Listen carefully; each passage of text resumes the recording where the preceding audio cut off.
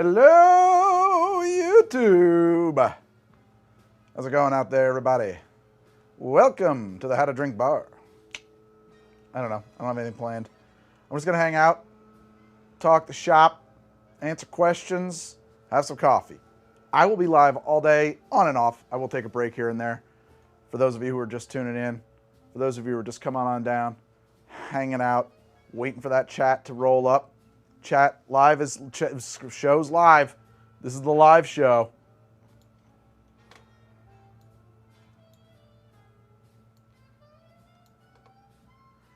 Hello. Oh, wow, that's too tiny. I gotta fix that shit.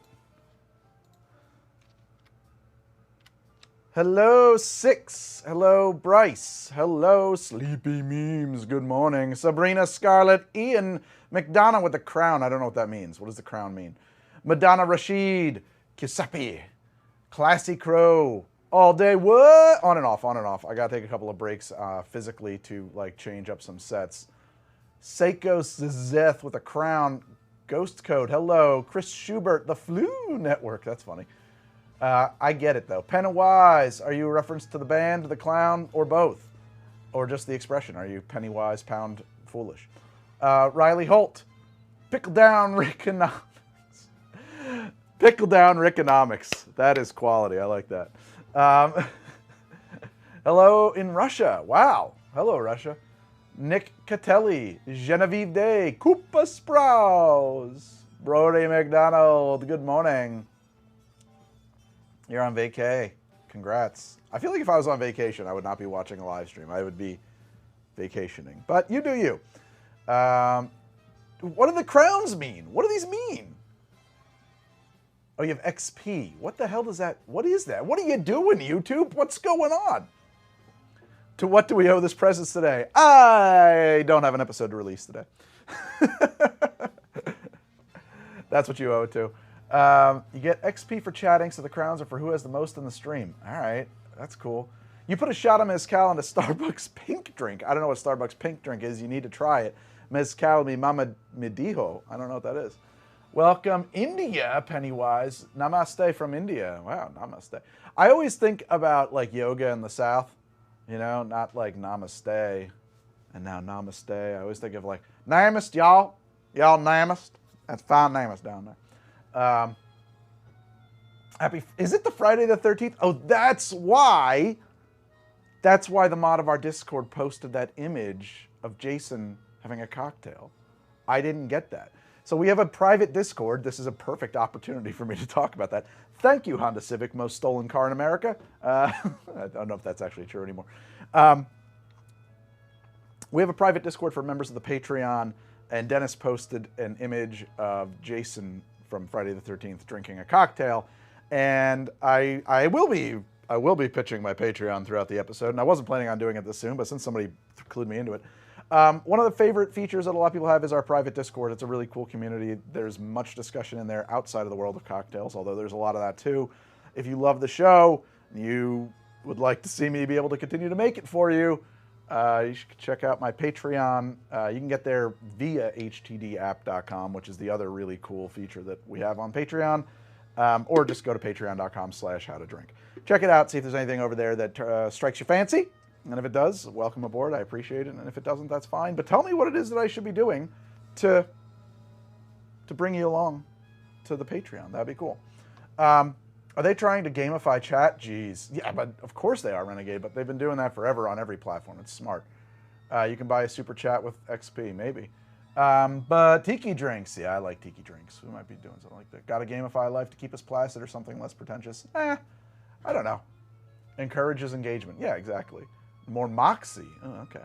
Too early for me to have a moxie. Too much salt. Nancy Malucci, thank you. Thank you. Oh, that's interesting. I almost missed your little animated dude. He's awesome. Namaste, y'all. Namaste. Because of the way that my screen is set up, I almost couldn't see that. Parents aren't home. YouTube on the big TV. All right. I feel like that tells me you are of an inappropriate age to watch my channel, but that's fine. Have you done any episodes on amarettos? Not on them, but I've made an amaretto sour. I mean, I don't know. It's a good question. Free booze for patrons? None of that, no. Whoa, Heath, $20. Thank you so much. Have you ever thoughts on using mezcal and tiki drinks? I haven't until now. It's a cool idea. I think you would use it really sparingly. But yeah, I think that's a great idea. There's like 2 tiers of tiki drinks. There's like the easy ones that are just like, this is fun, I like it. And then there's like the more sophisticated tiki drinks, and definitely mezcal goes into the latter. I definitely think that there's ways to do it. I'm not that guy yet. Alex dropped in. What's your resume? You're looking for a job. No, it wouldn't be the anti-tiki. That's the thing, Bearcat18. When you get into like tiki books, and I don't have one on hand, and you look at the history of tiki, and tiki cocktails feature all spirits, but mostly rum. Happy Pride. Thank you. Thank you very much. I do have a gay following, and I worry that I'm going to disappoint them because I don't know how to follow that episode up. I welcome you to the show. Thank you. I love having you here. I don't have another pansy in my pocket right now. So, whoa, Robert Tyne, have you ever tried an orgeat made with macadamia nuts? No, but I want to. Do you think it would be so different to almond that it would need a drink designed around it to get the most out of it? Yeah, but I mean, no. Yes and no. Like, I don't think it's going to be anything like an almond orgeat, but I also think that, like, well, this is a macadamia Mai Tai is a perfectly suitable thing to say. It's just not going to, obviously it won't taste like almond. That's why you made it, to make it not taste like almond. Thank you. I love this channel too, Abidingly. Hello, Blacklight. Have you ever heard of Arasaki? Or Arasagi? No, I have no idea what that is. I love you too, OCD crafters. Make some pride drinks with Matt Baum. I don't know who Matt Baum is, but okay. Have you had special guests like interviewing your liver? Spent someone har. Macadamias are creamier and sweeter. They probably have a higher fat content than almonds, but Plantation XO and Diplomatico. Plantation is nice. I have no opinions on Diplomatico. Teacher, linguistics, but it's still fine looking. I do have a question. I have some really high quality rum that I bought. Is there limited ingredient cocktails to make something like that? Oh, that was, okay, sorry, I was reading that out of order. Well, I mean, if you have really high quality rum that you want to spend some time sipping, although it's usually done with an agricole, something like a tea punch is the rum drink. I also think that both of those, if they're, kind of close to sipping rums, I don't know why that came out so like the priest in Princess Bride. If they're close to sipping rums, or sipping rums in your opinion, try them in my favorite rum cocktail in El Presidente. I will not be making cocktails. It is too early. I am drinking my coffee. I was going to look at my phone to see what time it is, but I can't. Oh look, it's a Mickey Mouse mug. What cocktails would you recommend for cask strength mileage? Thank you, Ian. Cask strength rye. Gee whiz. Off the top of my head, a Sazerac. Sazerac for sure. Whiskey sour. I mean, like anything, really. Amaretto sour for sure as well. Five Nights at Freddy's drinks. I don't know. You may or not heard of Arasaki, but I bet you've heard of Arasaka Chum. I have. I've essentially settled into Negronis as my go-to. I don't like a Negroni very much, but people do. What coffee are you drinking today? It's a local roasters. There's a guy who lives about 30 minutes from me. I used to live 10 minutes from him, and then I moved, but I still want his coffee. It's a Chiapas that he gets, and then he roasts himself, and it's a pretty light roast, but when you drink your coffee black, like light roasts are where it's at. Otherwise, you can't taste anything. Have you ever considered the difference between tiki drinks and beach-adjacent drinks, like a Mai Tai versus an Ocean Breeze? I considered it, yes. I don't know if I would do an episode on it, but it's an interesting question. Pride episode made you happy? Thank you. Your husband bought you an apron for Christmas. Okay. Oh, my apron. When I bought it, it was like $8, so I hope you didn't pay too much for that. 5 o'clock somewhere. What beans for the coffee? Yeah, Chiapas. Queer YouTuber talks about queer movies on TV. He's an author who I think Midnight Local would love to chat with. Oh, good to know about Matt Baum. Sazerac always sounded like a sex swing thing to me. Interesting. The Sazerac sounds like a sex swing to you, Sabrina? Sabrina, you're naughty. Get out of the gutter.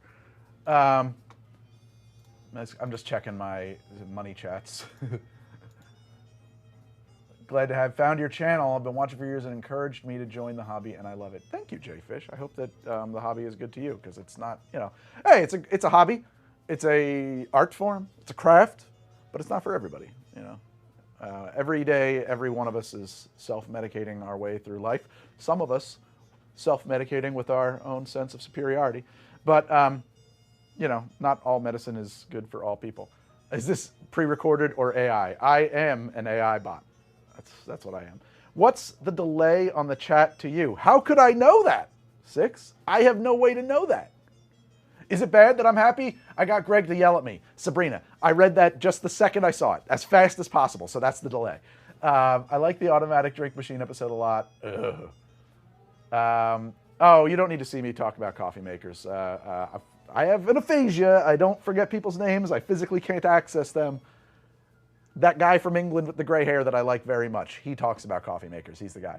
Did you end up making 2-to-1 ginger with the pure juice? My preferred method for ginger syrup. Yeah, man, I actually, hold on. I'm gonna have to walk off set to get it, but give me 1 sec. Give me 1 sec. Give me 1 sec. I'm coming back. I have to go over to the lab, and I don't have a camera over there at the moment. I will be streaming from the lab later, but I have to reset for that in a second. This is how I make ginger syrup. This is a ginger extract that is made with ginger, fresh and powdered, and ethanol. Takes about 24 hours, and 1 ounce of this goes to a liter of syrup, and it makes the hottest, bestedest ginger syrup I've ever had in my life. It is the only way I will ever make ginger syrup again. If you want to see the lab, tune in later, Crazy Breed. It's literally right over there. I don't physically have it. It's got to be cleaned up, and I got to put a camera over there and stuff like that. So at the moment, I'm not in there, but we will be later. James Hoffman is the person you are talking about. Darcy O'Neill taught me how to make this, and he will teach you as well if you go to his channel. You should go to Art of Drink, but this is the correct way to make ginger syrup. Additionally, this is real grenadine, and this is sweetened pomegranate juice. Another thing I just picked up from Darcy O'Neill. So apparently prior to Prohibition, the definition of grenadine was wildly different than what we now think it is, because grenadine means pomegranate. I guess somewhere along the line people decided that grenadine was pomegranate syrup, and so that roses is wrong, go back to pomegranate syrup. Oh, look, isn't that different? But that is not the grenadine that people were using basically from like 1890 up and through Prohibition, maybe up until the 50s. And grenadine back then tastes wildly different from what we now say is grenadine, which has huge implications, in my opinion, for pre-Prohibition cocktails. And I just shot a whole episode about this. There's a drink called the Bacardi. Like last night I shot it. Would love to have released it today, but that's a disaster in the making if I try to edit this morning and release. Anyway, that grenadine tastes so different. There's a drink called, like, I did an episode on the Bacardi cocktail, and I plotted the whole history of the Bacardi cocktail as the recipe changes over the years. And as in every publication I could find, by the way, from 1914 all the way up through 1933, the whole episode covers that. This is a cocktail that was enormously popular. I would say as popular as a daiquiri, if not more so at that time. But it has completely fallen out of favor, and there's maybe 2 reasons why, but when you look at where it falls out of favor, I think that the grenadine is the culprit. It might be because Bacardi in Cuba went out of business, and the rum changed dramatically. It might also be, and I think this is more the case, because we stopped making grenadine the right way, and the right grenadine changes this drink dramatically. It is a different cocktail entirely, and it honestly might be one of my favorite cocktails. So I'm really pumped about it. So check that episode out. That'll be coming out soon. Have you ever used Rose's? Honestly, I don't think Rose's lime syrup is that bad. It is a specific thing. It's for gimlets and nothing else. The only thing that would be better than Rose's lime cordial for a gimlet is the lime cordial that Jeffrey Morgenthaler makes, which I've made on the show a couple times as well. His recipe is fantastic. You should make it. It is for gimlets and other like drinks. It is also, and I realized this when I made it pretty recently, pretty close to super juice. It's like sweetened super juice. So if I ever made Oblivion drinks, I made Skyrim drinks. Doesn't that count? Better or worse grenadine. I don't know what you mean. It's not the same ingredient. They're totally different ingredients, right? Like, this is not trying to taste like pomegranates. It's trying to taste like something called clove pink, which is a flower that they used to make a syrup from a long time ago. And it's called clove pinks, even though they're super dark red flowers because of the frilly edges, like pinking shears. It goes way, way, way, way back. But yeah, clove pink. And so it's actually a flavor that's got clove, orange, vanilla. Actually, some maraschino liqueur goes into this to make it. A few other things as well. It is nothing, nothing, nothing, nothing, nothing like pomegranate syrup. Nothing. So you can't even compare them. How would you make a coconut rum? I attempted to make it by cutting coconut into... By the way, Odd Crafters, thank you so much for your 10 Canadian dollars. I appreciate it extremely a lot. I attempted to make it by cutting it into chunks and letting it sit for a week, but it took on no flavor. How would I make coconut rum? I would look into what chemicals make coconut taste like chemicals, a coconut rather, I would say, and I would buy them from the perfumer's apprentice and make an essence. Or I would buy a pre-made coconut flavoring, or I don't know if there's an essential oil you can extract from coconuts, but a full spectrum essential oil with a CAS number and a safety data sheet proving that it is nothing but coconut essential oil. If that exists, I would base my coconut rum on that. And then I would get to pick my rum of choice. I may have missed a super chat. I'm gonna pop off regular chat for a second here. And I gotta look at viewer activity. I may have missed one. How would I make coconut rum? Oh, I'm gonna throw my brother, thank you, Jay Fish. You're gonna throw your brother a bachelor party in which he wants a D&D one shot, and last night he made some potions inspired by my videos. Oh, thank you so much, thank you so much. That's awesome to hear, Jay Fish. Okay, so what you may not be aware of is that you guys are on a teleprompter over here, and what I can see is the chat flying by, and at the top are like recent super chats. However, they kind of, if I don't get on them right away, I have to go over here to get them. However, in order to read both of those things, I have to change the scale of my web browser, because this has to be punched way up and this has to be punched way down. So there's a... What is your preferred gin and vermouth for a Negroni? Great question. Honestly, for my palate, as long as you use Antica for the vermouth, then I don't know that you can even taste the gin. If you've got Antica and Campari in there, the gin kind of takes a back seat. If you want a really loud gin, I would go Tanqueray. That's usually what I use. The coconut sap could be good on making alcohol. Well, that's a different thing, though. That's totally different than making coconut rum. There is one coconut rum that I use, Coconut Cartel. So when you make a spirit, it comes off of the still pretty high proof, like higher proof than what they're going to bottle it with. And then they add water to it. And the qualities of that water is a big part of the flavor of that spirit. Well, you could just add coconut water to it, coconut milk to it. And so that's how Coconut Cartel makes their coconut rum. It is nothing like what you traditionally think of as a coconut rum. It is a rum with coconut essences in it. It's not a sweetened coconut rum product like Malibu. Malibu, fine product. It's a liqueur. So I'm going to scroll back up a little bit. Jimmy Buffett, right, we were there. What is super juice? Super juice is a way of creating a, let's say, a lime juice or lemon juice or orange juice replacement that I'm not going to call artificial, but I'm also not going to, like, it's different, that will be very efficient. Like, you can make a liter of it from a couple of limes, and it's a little bit more stable than juiced lime juice, so you can put it in the fridge and use it for a few days. I found this jar powdered lime rind and powdered lemon. Oh, yeah. You could use that in drinks, sure. Who's drinking this morning? Not me. I was having coffee. Another new episode on syrups. Yeah, probably. Do differences in orange liqueur and Curacao or all the same? There's basically two classes of orange liqueur, and I had to skip chat because I couldn't keep up with all that for a second. There are things that are Curacao-like, and that's like Grand Marnier, orange Curacao, dry Curacao. I'm trying to think of the other one. It's the one that actually, I think Patron bought it, and it comes in like a Patron bottle. I can't remember the name of it. They're all kind of on the rounder, sweeter side of the orange liqueur spectrum. And then there's stuff that's in the Cointreau tradition, triple sec, Cointreau. They have a much higher level of tartness. I'm not going to say acidity because I haven't put them on a pH strip. I don't know if they're actually more acidic, but the perception is that they are. Any decent cocktails that have Sambuca in them, not off the top of my head. Plantaray might have a great coconut rum. I haven't had it. Crew bottles are the best, hands down, no issues. Disagree. I love Crew bottles, but I have issues. I do have issues. 2 issues.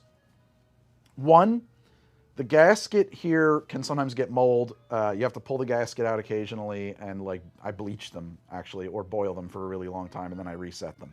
The other thing, you know, if you're concerned about microplastics, this is plastic touching your stuff, so that's a thought. The other thing that they suck about, and I've brought this up a couple times, is their corks are garbage. I love their corks aesthetically. They're very pretty, but I have actually thrown all of mine away because they're 2-part corks, and when you're storing syrups, they crystallize and harden. Those corks rip in half and become useless. As a matter of fact, here is a perfect example of what used to be one of their corks. The wooden part rips out. I have just yet to replace that with a silicone cork. These corks come in many colors. They do not look like sex toys.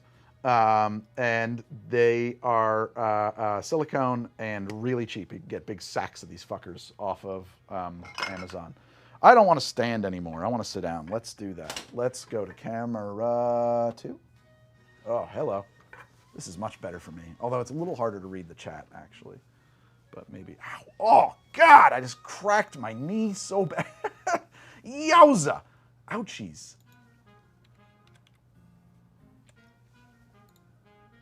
Get out of there. Best drink to black out to? Fuck you. Well, that's a shitty question. And then there's Orange Shrub for all of us rum nerds. I don't know Orange Shrub. All day. So much for the productive Friday we'd planned. If you could have a drink from anybody with history, who would you bet? I would bet Marilyn Monroe would have some insane stories. I wouldn't have thought of this Flu Network, but actually I would go with Joan Blondell. But I'm worried she'd get me into trouble. How long can citrus juices last in the fridge? I got 4-week-old lime juice. Still good? Taste it.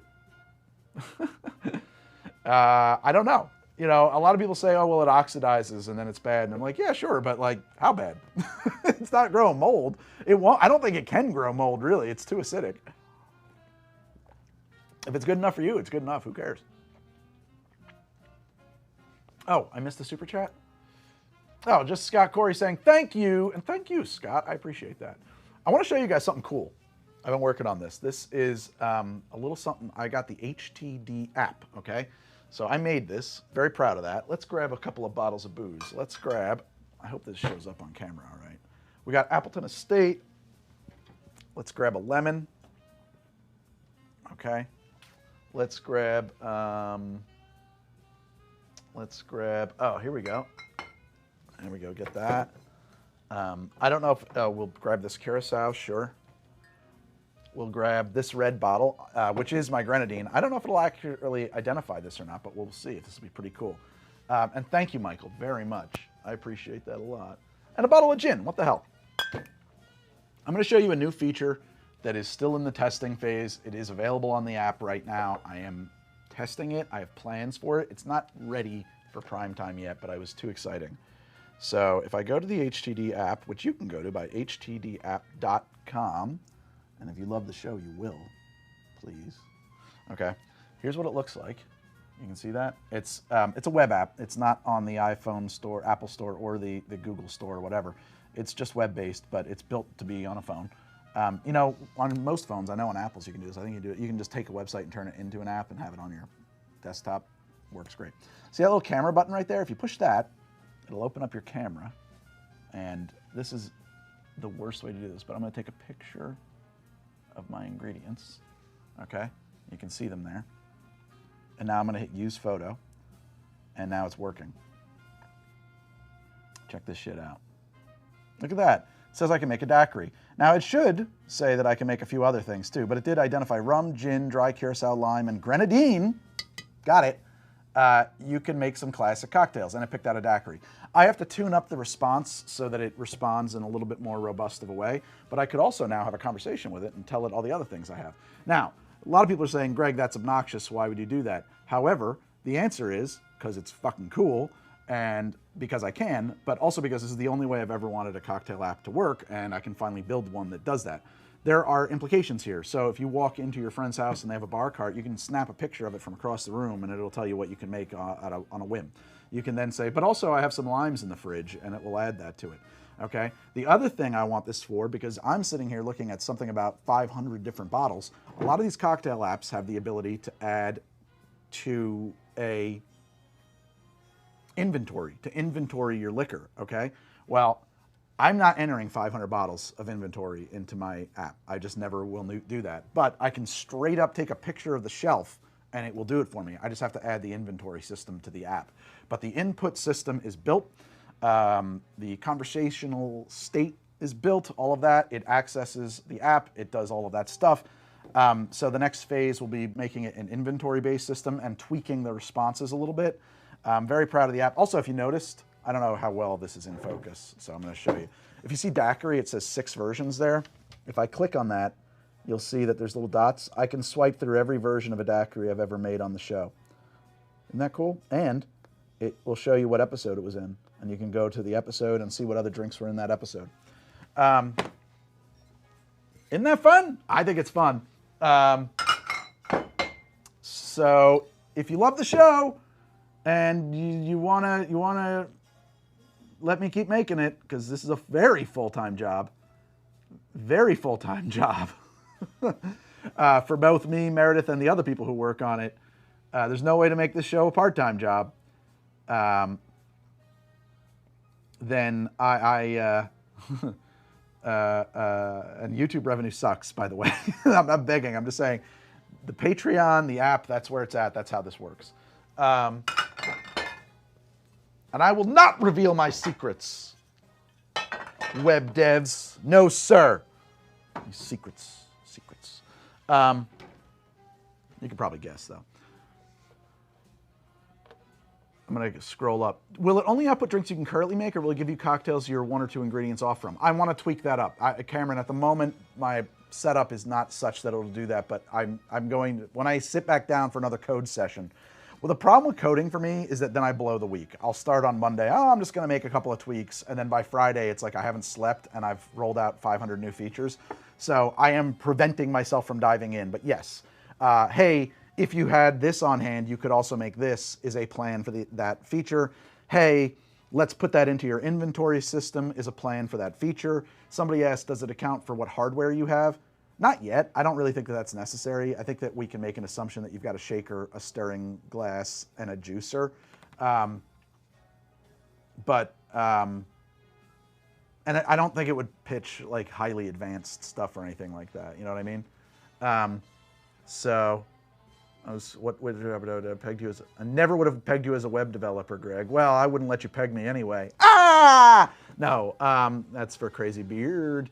I'm not a web developer. I became one when the finances of being on YouTube hit the fucking bottom of the Marianas Trench, and I needed, like, I got in there fast. I was like, we need something. We need to stay alive. And so that's what happened. If I could take a bottle of my bar with about 300 bottles and provide recommended cocktails, that is great. Sergeant Sphinx, that is the plan. Thank you very much, Herb Z. I will let you know if I need any help. I appreciate the $5. Somebody threw 25 at me. Carl and Hoffman, you just gave me a thumbs up. I don't think you said a word. Well, thank you, Carolyn. Wait, did you? Yeah. I wonder why. Well, thank you. Cameron says thanks for $10. Thank you, guys. You really appreciate it. So, yeah, there's a lot going on there. The other thing I'm working on, I'm trying to get my mouse in the right spot. There we go. Yeah, I was doing it the wrong way. Found your Dawn Trail promotional video. Inspires me to make a Tulio Lai punch of my own. Good. I hope you enjoy it. Am I in focus? I feel like I'm in focus.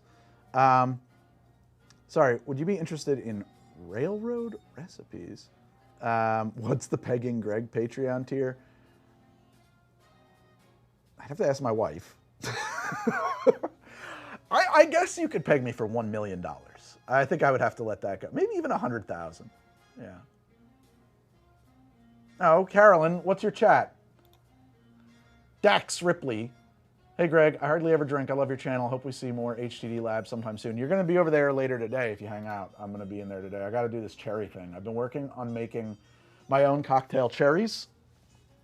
And this is the batch that I was happiest with. Now I need to replicate it and finish the episode. But the problem with that is I've been sitting on this forever. Cherries went out of season. They're back in season now, so I bought a shit ton of cherries, and I can finish this episode finally. Let's see if I can find Carolyn's follow-up, because I feel bad. I bet she says 250K.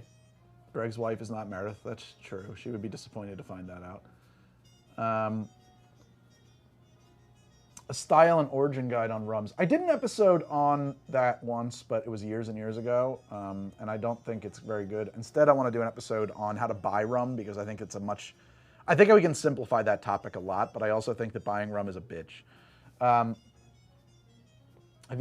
much would you have to get paid to eat a shit sandwich? Well, I am not divine, and this is not a John Waters film, so I will not be eating a shit sandwich for any amount of money, thank you.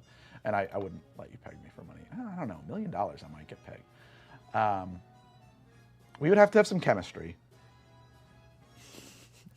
You know, I'm not just for sale. You know. You're working on a cherry cocktail with some that you picked this morning. Wow, picking cherries is crazy. I can't do that. Why is Greg's side piece Mike not here to answer questions? I don't know. Advocate cannibalism. Yes. Thank you. Thank you, Fantastic Kinnear. I love that. Will you do more Warhammer drinks? I guess. I don't know. I don't think they're going to get the views, but I could try it. Have you checked out Tropical Standard? What is Tropical Standard? Inherited some 50s Hamilton Beach drink mixer. Great. That's awesome. Yeah, make some tiki drinks with that son of a bitch. Would love to see your series on Journey Through Sip and Safari. Yeah. I don't know. Is that a whole show? Maybe. Is Mike in here? Are you just adding somebody who's not in here? Nah, it's a reference WTF. Fun time, too. A cool movie. Oh, that's interesting, Curtis. Do you ever go to live concerts? Nah, I'm old and lazy. My ears hurt. Have you had Bumbu? Yeah, I think I have a bottle over there. It's a spiced rum. I'm not really into it. Now I feel like standing. Isn't that funny how that works? Oops, hit the wrong button. Have you ever considered putting your show on Nebula? You know you got to be invited to that, and all the people on Nebula are like a caliber of famous that they have agents and stuff. I don't have representation. Nebula hasn't invited me. Also, like, Nebula pays people, as far as I know, to be on their platform, or at the very least, they do original programming that they pay for. Let's try this again. Oh, Carolyn, thank you. My husband and I collect railroad dining car books.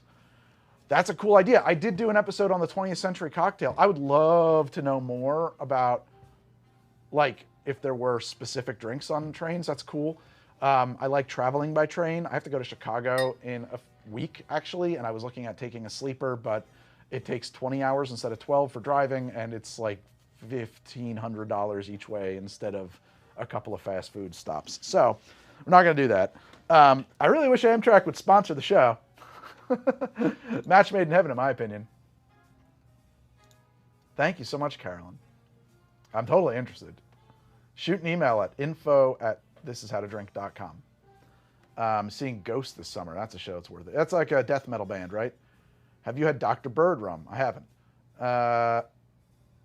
Cocktail book by Gareth Richard of Sunken Harbor, Tropical Standard. I should buy that. That guy knows his shit. You moved into a house with a huge apricot tree. What would I do with them other than make a puree? I mean, I would take brandy and just soak them in apricots for a while, and then maybe add some sweetness to it, make my own apricot brandy. That sounds great. Amtrak is stupid expensive, Carolyn, yeah. So is Rail Canada, though, because I looked. Have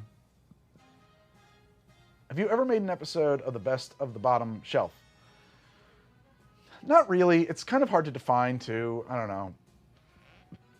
Favorite bourbon regardless of price. I like the Weller, and I forget which one. What do I think of Captain Morgan Dark Rum? It's not rum. I mean, it starts out as rum, but it's a spiced rum liqueur product. Captain Morgan is garbage. Sorry. Don't buy Captain Morgan. That's why I want to do like a how to buy rum article, like video, because it's like you should just immediately steer yourself away from Captain Morgan. You have no use for it, you know. There's no use for it. There's not a single cocktail in the history of cocktails prior to, I think, 1980, I think that's about when Captain Morgan hit the market, that calls for anything even remotely like Captain Morgan. Spiced rum is not a thing. There's no tiki drinks ever that call for spiced rum. Sorry. So that's a great, Mike, yes, I am planning to do 3 dots, and I'm also planning to hit aviary. I don't know, what's the difference between Bamboo Room and the regular room? I have a couple nights, I might hit both. No plaid. Yeah, I know, I'm gonna put it on later, but right now I'm not actually filming the show. Did I get my citizenship? My last round of papers went out yesterday or the day before. So, thank you for asking, Senator. The dark version is not the same as the spiced lemonade version? Okay. Yeah, I mean, like, spiced rum is a fine... If you like it, you like it, right? But put it in a Coca-Cola. There's not a single... Like, you're not going to pick up Sip and Safari and see one drink in it that calls for spiced rum. No, I don't intend to move to Canada, but I am supposed to be a Canadian citizen, as are my daughters, and because of a 2009 law, we have been denied access to our citizenship, and I've been finally we have an opportunity to rectify that, so I'm trying to get it rectified. So I'm what they call a lost Canadian. 2009 change to the Citizenship Act stripped a lot of us of citizenship, so I'm trying to get it back. It was declared unconstitutional. Making the move to Canada seriously might be the wave. The way, maybe, is what you're trying to say? It could be a wave, too. Southern Comfort Black? No, I haven't tried it. Who would win in a fight, a Moscow Mule or Whiskey Sour? Sour. Come to Canada, Greg. It's awesome here. I hate the weather, Gavster. I truly, deeply, I am not a person who prefers the winter. It's not to say I'm not going. I don't know. But, yeah, I'm not a winter soul. I want to be in the islands, like, I'd move to Key West tomorrow. Just can't afford it. So, Canada's in a major recession. Don't worry, Mitzer, it's coming here too. It's coming everywhere. Happily, I don't need a job yet. So, yeah, spiced rum and coffee doesn't sound like a crazy idea. Did I miss a? No, I don't think so. I haven't missed any chats. Move to Bermuda. You can move to Bermuda. It's a little hard. I actually can. I can for a year, and then I think you can renew it because Bermuda has a work from here thing. So if you work remotely, you can do Bermuda. So technically, I could do Bermuda. Pretty expensive. Pretty remote. I don't like being. I don't. You know. Listen. If suddenly I have to like flee, and staying here is no longer an option. Sure, maybe Bermuda's okay. My preferred coffee brand. I don't buy brand coffee. I buy this from a local roaster, and it's fresh and good. But it happens to be from Chiapas. Black Seal. Oh, hello, Bermuda. Love your channel. Thought you'd be taller live. Ever have a Gosling's Black Seal rum from Bermuda? Of course. Of course, many times. I probably have a bottle around here. Long-time listener, love the show. Thanks. P.S. Vancouver winters are virtually snow-free. Yeah, but I don't want to see winter. I am a reptile. I'm a cold-blooded creature. The happiest place for me is sprawled out on 150-degree concrete, absorbing the heat of the sun and the earth. That is where I belong.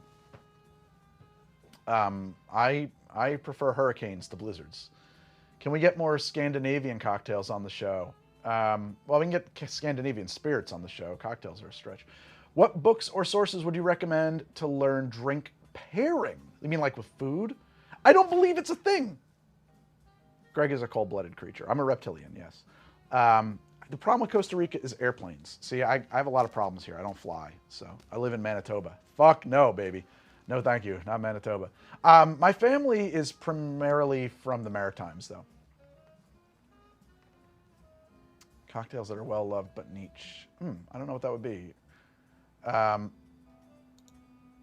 I don't think Texas is a good fit for me, but you know, I go to NYC all the time by Amtrak, and if you pay early, it's like $55. Yeah, but do you get where do you go from? I mean, so I don't know where you go from at Labyrinth. First off, that's an interesting question, but also like, I'm not traveling coach. Okay, I need a room. Have you had much Pomo? I don't know what that is. Pomo? Best Jimmy Buffett song. Great question. Tough one. Oh, Migration.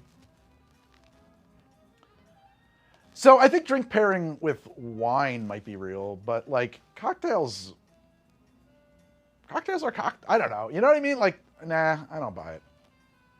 This is going fast. How many people are in here? Is this a big chat we got going? I don't know if I can keep up with this. I got to take a look. How many people are in here? 438. It's a good chat. No, I train. I take trains by room. I'm not going to go on like a 19-hour railroad ride without a room. My wife wouldn't even hear of it, you know. Especially with kids, just sitting coach, it'd be murder for all of us. It's actually really cool though when you take a, you know, because we've done the auto train a couple times now, and it's great. You know, you put on a movie, kids hang out, we get to eat in the dining car. It's a lot of fun. It's not cheap. It's very expensive. But yeah, I have a real problem with airplanes.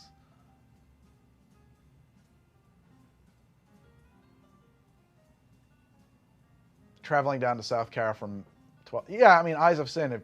I would do no problem with coach or even like a roomette if it was just me. If in Phoenix, check out Barter and Shake. I don't know when I'll be next in Phoenix. The cause for the live stream.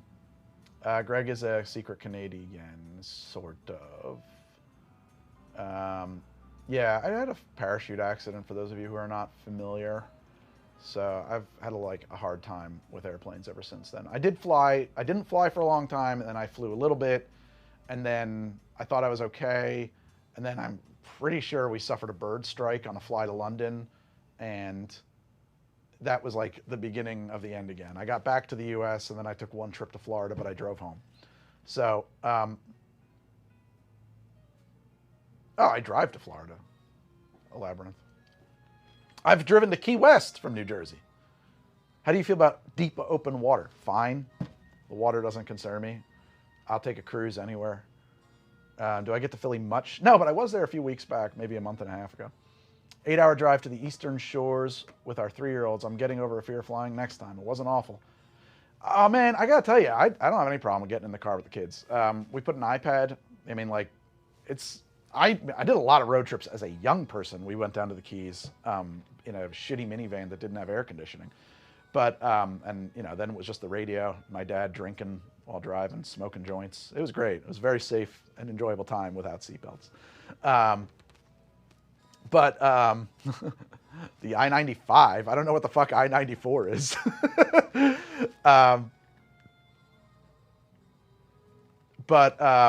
Yeah, that was a great conversation one time with my dad. He was like, you're doing like I did it. You're taking the family down to the Keys. Boy, those are the great times. Yeah. Can you believe we did that when you were a kid, man? We had that 4-cylinder minivan towing the boat, and you and your sister, your mom, your cousin in the car. Yeah, no air conditioning. I had a 6-pack between my feet. And I was like, Dad, you were, what? you were drinking? He was like, long pause. Greg, I'm a fucking alcoholic. Of course I was drinking. I was like, oh, okay. How the hell do you think I did 12 hours of driving? Oh, I-94 is out to Chicago? Okay, got it. Yeah, that makes sense. Even numbers, east-west. Anyway. That's, by the way, how I know I'm not an alcoholic. Some people always accuse me of being... Every once in a while, I get some Puritan in the comments who's like, look at this fucking alcoholic. And it's like, man, you must have thought your teachers lived under the desk. That's crazy. Or you don't know any actual alcoholics. How early is it for me? It's not that early, actually. It's now noon, so... I missed a bunch. Somebody asked me, like, what's my favorite light rum a while ago. That's an impossible question because light rum isn't real. But let's say that by light rum you actually mean Spanish-style rum. At the moment, I like Flor de Caña a lot. If I could get Cuban rums, which I cannot in the U.S., hello, Canada, Havana Club 3-year or Santiago. Ron Santiago. Does anyone else think that Greg sounds Liam from WTYP? Okay. Why can't we get Cuban rum in the U.S.? Because of a trade embargo that's been in place since 1963. We don't get anything from Cuba. And we can't visit Cuba either from the U.S. Not easily. You can charter a flight or a boat if you get a special visa for educational purposes to Cuba, but we can't like jump on a plane and go to Cuba. It's like the last piece of the Iron Curtain, I guess. Thanks for making such a great show. You ever done a drink on AI? Wait, have you? Wow. I know you did an episode on AI drinks, but you asked ChatGPT to give you drinks that you thought I would make? That's awesome. I'm fascinated by that. What the fuck does WTYP mean? It's weird to me that Cuban rum is so sought after there. Here you get a bottle of Havana Club on a supermarket shelf. Yeah, well, you don't get any rum on a supermarket shelf in the United States. No, well, the embargo has fluctuated many times over the years. But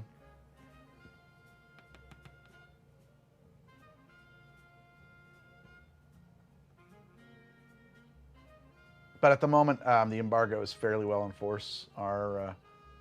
WTYP is, well, there's your problem. I don't know what that is. I guess it's a podcast, comedy podcast from engineering. Gotcha. I'm really curious about trying a last word, but I can't stomach the price of a bottle of green chartreuse. Are there any alternatives? They're not. I'm sorry. I wish there's not. Greg, my Walmart has a liquor aisle. It's state dependent. I guess that's true. Yeah. Fair enough. But you're also from a state where a Walmart is regarded as a grocery store. World War II cocktails episode. Some classics I did that, kind of. I did Cold War cocktails. I mean, I think that's pretty close. Who's the track in the background? I couldn't tell you. It's from a library called Epidemic Sound, and honestly, I think they change the name of the bands occasionally that they claim the music is made by. Havana 7 is pretty mid. So here's the thing. You guys, Tiki people know this, so I'm not going to be preaching to the choir here.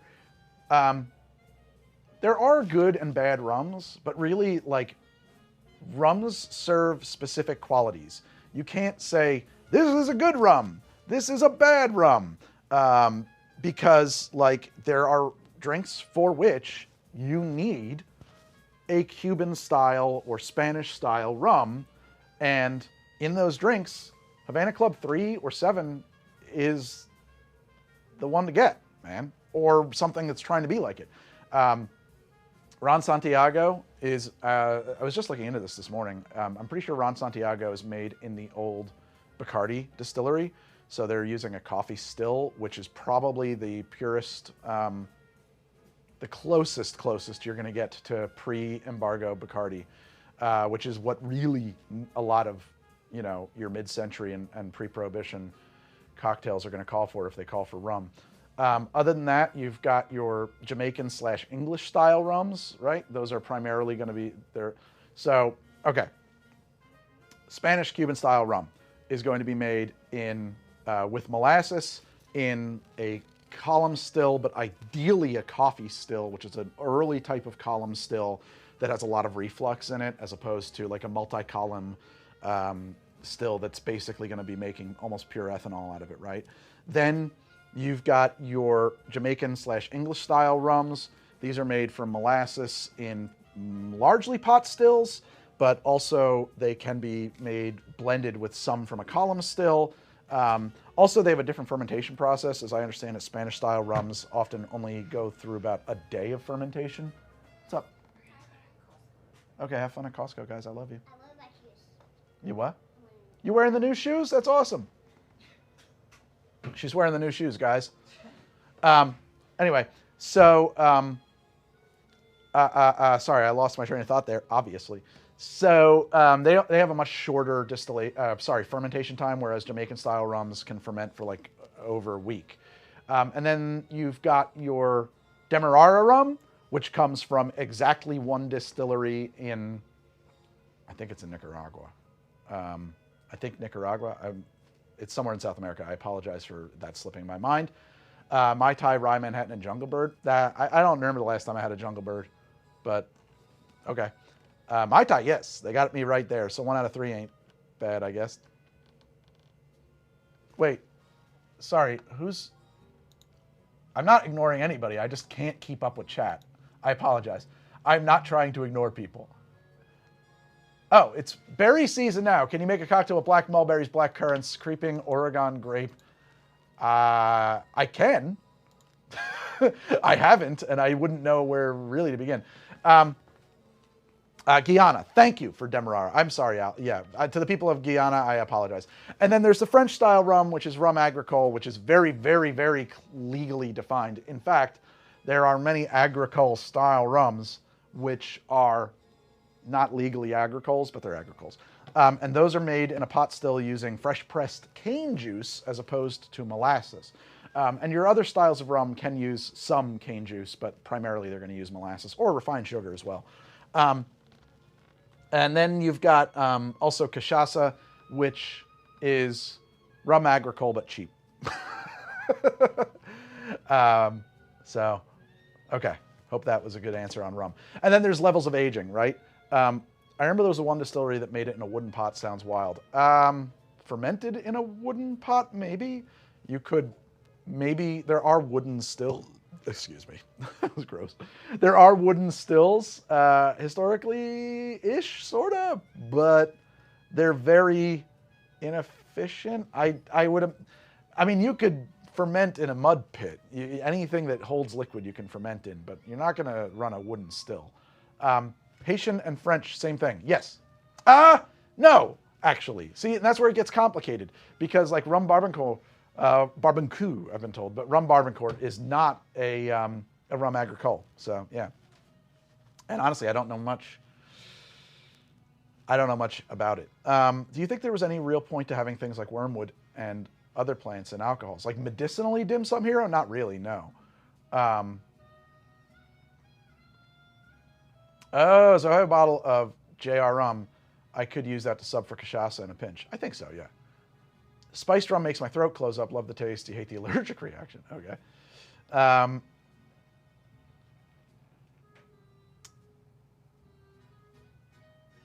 got to Google that Whiskey Canuck. Yeah, that seems surprising, but cool. That would be... oh, well, I mean, El Dorado is a Demerara rum, so maybe that's what's going on down. I gotta tell you, I don't know what they're doing down there in Demerara Distillery. So maybe they got a wooden still.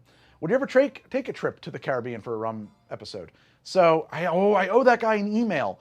I got invited to the Key West Rum Festival. It's for charity. And this is awful to say, but they really don't have any like financial consideration, and it's an expensive trip for me, and I do want to go, and there's a possibility I was going to be in town anyway for that. And since it's for charity, I'm not like really trying to extract a pile of cash for them, but also because they weren't financing the trip really. There was no way for me to just be like, yeah, I'll be there. So I got to like think about it. Down to the Caribbean, yes, get me a boat. I will be there on a boat. The apron is, I hate wearing that fucking shirt. True story, guys. I'm exhausted here. But I will put it on later because I'm going to be filming an episode live portions of. The double wooden pot still, which is the only kind of its use today. That's really cool, Whiskey Canuck. I'm going to look into that anymore. I'm going to look into that some more. I also need to find that bottle. I don't know how to get that. A virgin coffee martini. You're having coffee. South African liqueur called... No, I'm not. I have no idea what that is. World War II cocktails. You haven't tried, as far as I know. The Snow White, the Bellamy, the Mad Minute, the Millionaire Julius Special, and Bellamy Scotch Sour. I'd love to know where you're getting that list from. Because, like, that's weird research. DDL has 3 wooden stills. Versailles, Port Moment, and more. Whew. All right. Cool. Learn something every day. You're Puerto Rican. I could find you a boat to PR at least. Noted. Noted. My husband has this fantasy about sailing away on a boat in the Caribbean. It's funny to me because he's so white he burns immediately in the sun. That's all right, LW. Just put on that sunblock. Get a hat.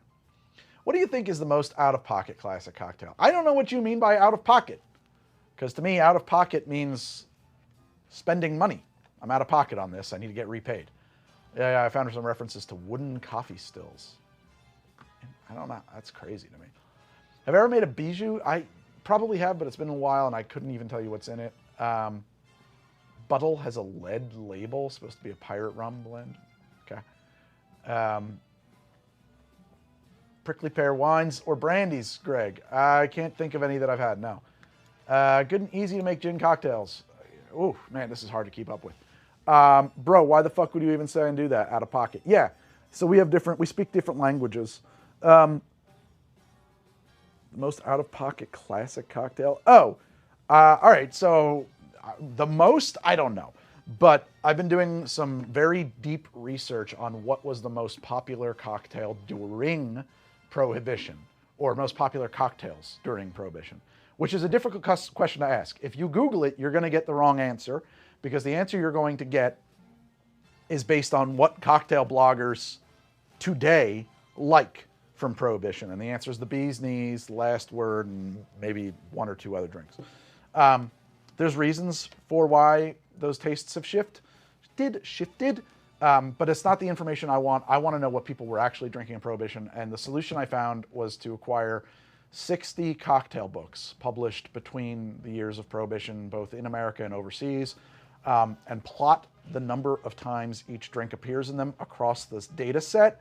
For example, the Bacardi cocktail appears, I think, 14 times across the data set, which puts it near the top. Penicillin is absolutely not a pre-Prohibition cocktail. That is a cocktail that was invented in 2006, I think. So anyway, one drink that I stumbled into in this research that I'd never heard of before, and it appears in a lot of these books, is something called a bunny's hug, and it is disgusting. It is equal parts Scotch, gin, and one other spirit. Can't remember off the top of my head. And it is, I'm not even bothering to make it. It's gross. Straight, what are you, I've heard straight bows. What does that even mean, Dylan? What is straight bows? But no, if you're sick, medicine helps, not bows, whatever bows is. Ramos Gin Fizz, most out of pocket? Yeah, maybe. I might be. Most over the top, maybe. I know you had mixed feelings on your Pride episode, but I want to say as a queer man, I really appreciate it, especially... Well, here's the thing, Self-Destruct King. I don't have mixed feelings about it. I never even gave it a second thought. I had mixed feelings about doing a Pride episode in previous years apropos of nothing, right? Like, just like... I'm going to be blunt here. Meredith suggested some episodes where I was like, Meredith, I'm not allowed to make that joke. You can, somebody else can. I'm not allowed to make that joke. So, yeah, like a rainbow cocktail, something like that. Yeah, other people do that, whatever. But then, and I wasn't exaggerating when I said this morning, I stumbled into this piece of history about the pansy cocktail, and that created an opportunity for me to do this episode, right? And by the way, it's Pride. I got a lot of credit. I mean, it was not a very popular episode, right? In raw terms, numbers are down across the channel, so whatever. But the people who watched it really liked it, except for a couple people whose comments I had to throw away, and I mean a couple. But a lot of people are like, thank you so much for doing this. At this time, it was so important. Wasn't even in my head, guys. It was just an interesting piece of cocktail history. and the stars aligned. I hope that's not a letdown, that I did not decide in that moment to be a great champion. I was like not even aware that there was a controversy or like that there would be, like that it was a time that we really needed all this. Like, it was just good cocktails and movie history. That's it. Go for that, Self-Destruct King. Aniseed. Yeah. Oh God. Scotch gin and anise. And so actually, I'm kind of concerned that I pleased a lot of people who told me they were going to subscribe now. And it's like, I got to tell you, next week is not a LGBT historical episode. I don't even know how to follow that up, you know? I just, so I hope that the stuff I'm doing on the show in general is still appealing. It's a click-through thing. Ralph Alama. I don't know why, but How to Drink is in a... It's not your fault that you're God to the bear community. Also, there was a lot of people who were like apparently shocked that I wasn't bi, because apparently I give off messy bi energy.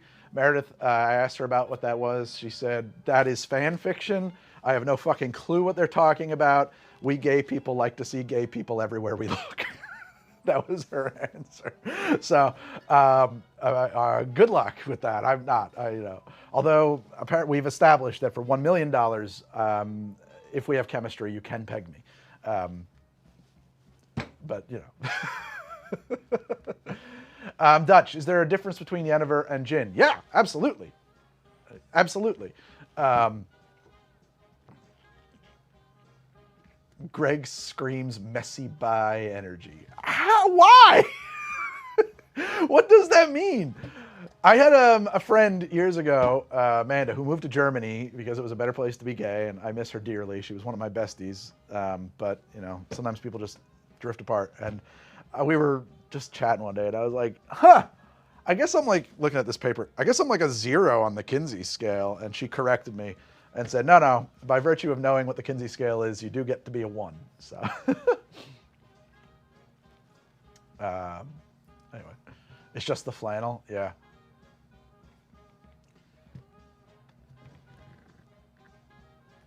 A man just has confidence and is chaotic. That's fair. Yeah.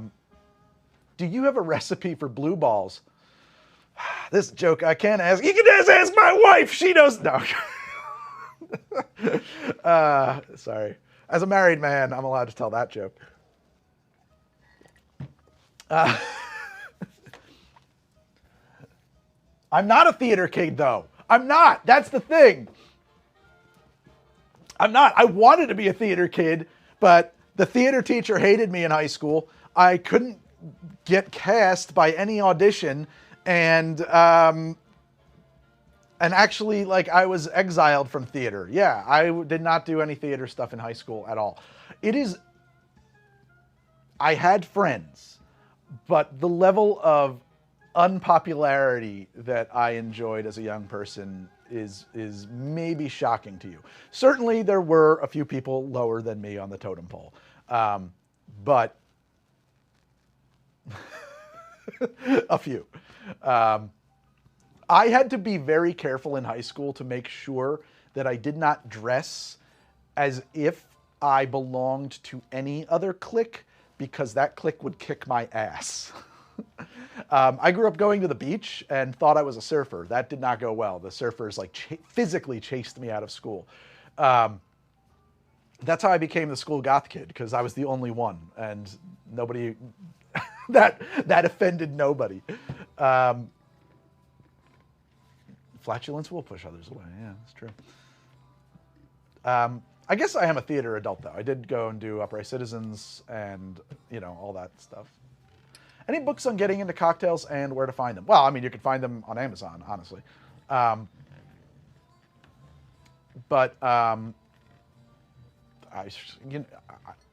on, Aaron.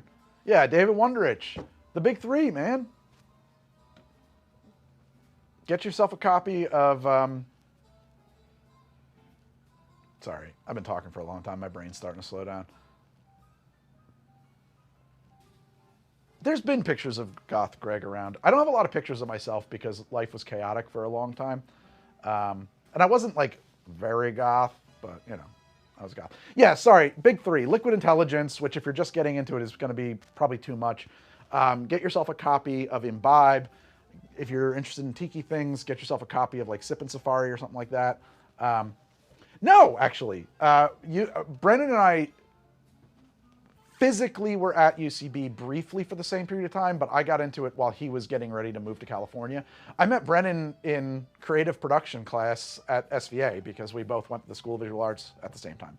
So, and I had an idea for a movie about, like, I wanted to do like a teen comedy in the vein of 80s movies that I loved about a group of nerds trying to finish their D&D campaign.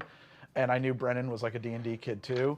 And I also knew that he was like a legit writer, and I wasn't. And I sat down at a coffee house with Brennan once and pitched him an idea for that script. And I was crushed because he told me that it was too violent. And at the time I was like, man, that's accurate to what high school was like for me. Years later, I found out that Brennan was both homeschooled and also, I think, 16 years old at the time, because he decided to go to college super early. And so here I was, absolutely crushed by the opinion of this guy who had no experience in high school and in fact probably should have still been there. But I was like 25 or 24 at the time. It's funny stuff. But any New York City bar recos? So many of the bars I loved in New York are gone. The ones that are still there that are great, that I remember, that I used to go to. Dead Rabbit's fantastic. PDT is fantastic. Attaboy is super fantastic. Pouring Ribbons might be gone, I forget. But Dear Irving is great. Is it Dear Irving? Is it Irving Place? I think it's Dear Irving. And their sister brother bar, Rain's Law Room, is great. There are so many good bars in New York City, though. Like, I wish I could remember the name of it. I feel awful about this, but my wife and I, last time we really went out to a city bar, we picked out a spot that was in the neighborhood we were staying in. And I can tell you that Ben Hopkins was the head bartender there. I cannot remember the name of that bar, and it was great. So, but if you probably Google Ben Hopkins bar, you'll find a bar. That's good. Can you get MG to Mike on the phone? No, I'm not going to do that to him. Open-minded yet focused. Most of all, keep the show to Greg to the G. Okay. I also love Lab Glassware on the left. Goth Lab nerd myself. Yeah, so this is my first attempt at a grenadine extract for this historically accurate grenadine. And actually, this is the grenadine I made with it. I did it again because I was 90% through making this when I found out that A, I had less vanilla extract on hand than I needed. I thought I had tons, but apparently I'd run out. And also that it had like turned into brown mud, which is not why this looks so brown. I added caramel color to it. This is the grenadine extract I made when I had the correct ingredients. So between the two, I can make an infinite supply of grenadine, I guess. Yeah. Steve-O crossover? Sure. You get me Steve-O. I don't think... This happens a lot with people who love the show. You have you think that I am way more famous than I actually am. I am nobody. I'd love to do more D&D drinks. Okay, going back up a little bit. Did I miss some stuff? Can we get an episode on elevating frat bro style drinks? I don't know. I don't know if I want to do that. It seems judgy. 2 years since I remarried, we watch you with my new wife. Neither of us still drinks. Isn't that interesting? So many people love this show, but they don't drink. I think that's awesome. I know you have the app, but I know a lot of YouTube creators in the fitness industry do well with cookbooks. You could do a cocktail book that you could do well with. So the one kind of an agent that I did have was a literary agent, but only because she's a personal friend, it turns out. And I wanted to, I don't know that I don't think I had an idea for a book that needed to exist. Although, I do, well, no, having 2 million subs is a big deal. I'm still in like 0.01% of YouTubers. It's just that I don't have 2 million viewers. Subs and viewership are two different things. What's in my pocket? Where's Gollum? Oh, it looks like I left a receipt in there or something when it went through the wash. Sorry. Totally lost my train of thought by what's in my pocket. I found you a few years ago, a big Final Fantasy fan, shocked when you did the Tulio Law. Can you tell the story of how that came to be? Yeah, Square Enix asked me to do it, and then they paid me money. It's that simple. What drink do you roll your eyes at when you hear people ordering? No, I don't roll my eyes at people ordering drinks. I roll my eyes at people, or at the way somebody orders a drink sometimes. But when you did the more buy it for life or don't buy this for Christmas, I realized you were probably a very positive male role model for some people who don't otherwise have one. Grats. I try to be. Thank you very much. Have you ever thought about making your own non-alcoholic liquors? Non-alcoholic liquors for mocktails? Final Fantasy VI is the best Final Fantasy. Does it feel weird to be behind the camera, a form of instant entertainment where you answer whatever you see on the screen? I always feel very meta when I participate in things like this. No, this is like, I'm very natural. Do you use it? Yeah, I mean, I haven't in a long time, but I did a lot of photography on this, absolutely. When I was lugging it around the city with me like pretty much every day until I had a kid, and then kid one has some shots on there, but like it became impractical, and you know, film is expensive and stuff. Are you getting any of the Final Fantasy Magic the Gathering cards? I am not. I don't play Magic in years. And frankly, I will not admit I'm a pinko because I'm not a communist. I'm not. Does it work? It will work if I plug it in, but it's just a prop. All right. I had it lying around, and I think that this is boring. I'm going to start putting stuff up there. Is buying from local distilleries worth the hype? It might be if it's a good distillery. Highlighting for Adam Doyle. What drink do you roll your eyes at? Thank you for bringing me back to that. Yeah, I'm not going to roll my eyes at anybody ordering any drink. I roll my eyes at somebody being a dick when they order a drink. There was one time specifically at Dear Irving when I overheard somebody trying to order, I think he was trying to impress a date, and he was describing in great detail the drink he wanted, and it was the worst possible sounding cocktail because he wanted, I think, a drink that he was referring to as an orange drop, but he had no idea how it was made, and he just started pulling ingredients out of his ass, and of course, yeah.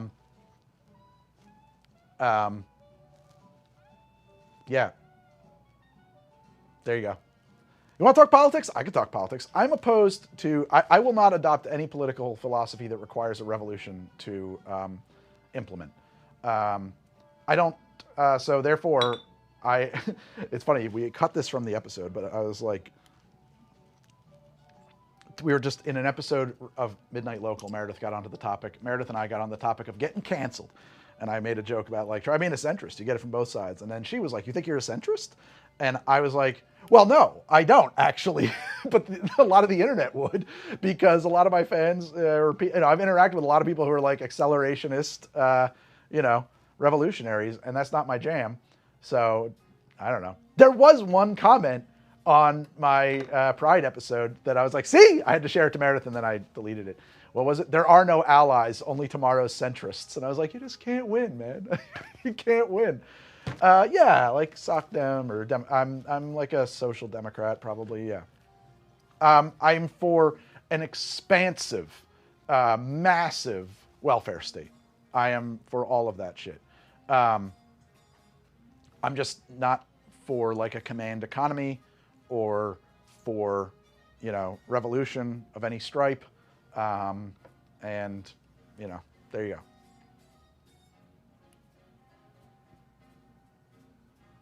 No, I'm not a centrist for America. Yeah.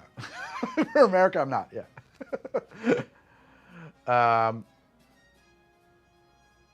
Some kinds of communism don't require revolution. In fact, I'm into mutual aid nowadays, which is the first step for nonviolent anarchist society. I mean, I don't know if I know the technical definition of mutual aid, but like, yeah, man, if you're going to go out and help people, I think that's cool. Do that. More people should do that. That's nice. That's nice. I don't think that needs to be a revolutionary standpoint, and I don't think it needs to even happen like, I mean, I don't know. Am I wrong? Or like, I don't. I'm a terrible person, but my friend always does like soup kitchen stuff at Christmas. Isn't that mutual aid? Like, that doesn't seem revolutionary, right? I don't know. How would you remove the violence that the U.S. state employs without a revolution then? I wouldn't, actually, because the definition of a state is having a monopoly on the use of legitimate violence. So, I mean, you're describing, your end goal is a stateless society, which, why are we doing this? Why are we having this conversation? Hey, Noam Chomsky was my grandfather's college roommate. Did you know that? You didn't know that.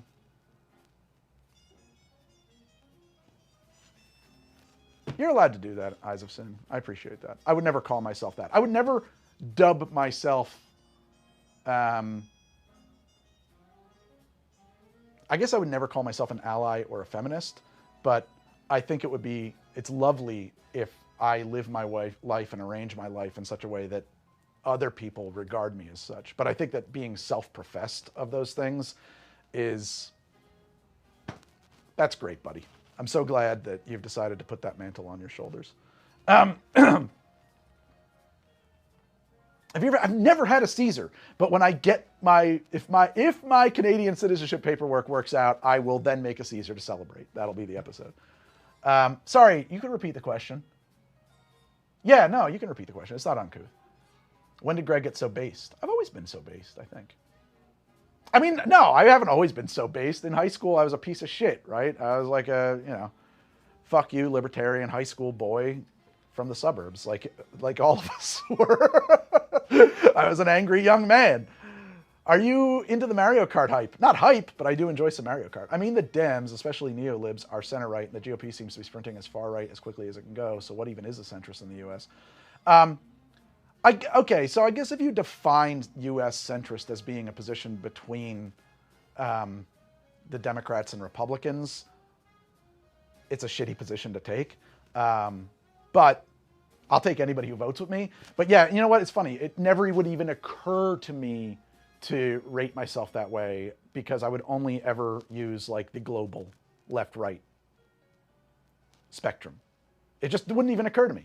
The current positions of political parties are immaterial, right? Like Canadian citizenship. Well, no, I mean, I'm not directly planning to move there, Whiskey, but I was apparently born a Canadian citizen, unbeknownst to my knowledge, and then in 2009 I lost that citizenship. So as of like a year and a half ago, I would say that sorry, my brain. As of a year and a half ago, a Supreme Court decision in Canada declared that non-constitutional. And that and I can get my citizenship back, basically, although there's a bunch of paperwork.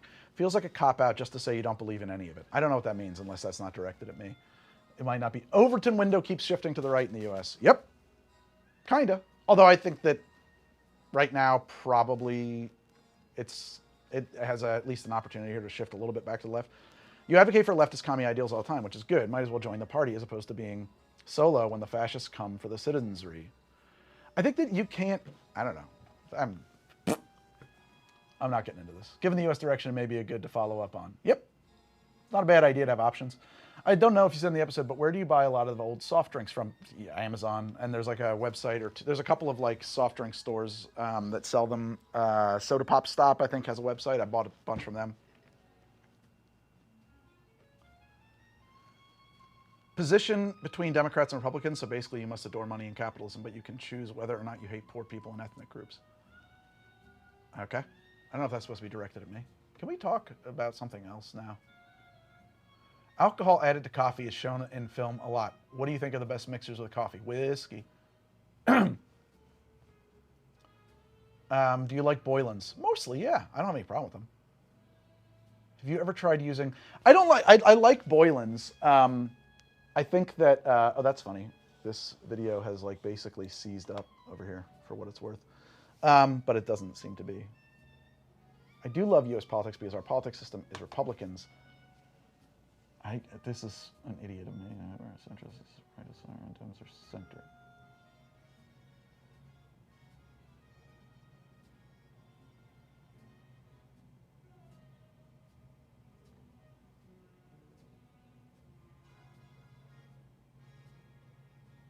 Why is some of chat taking everything you say in bad faith?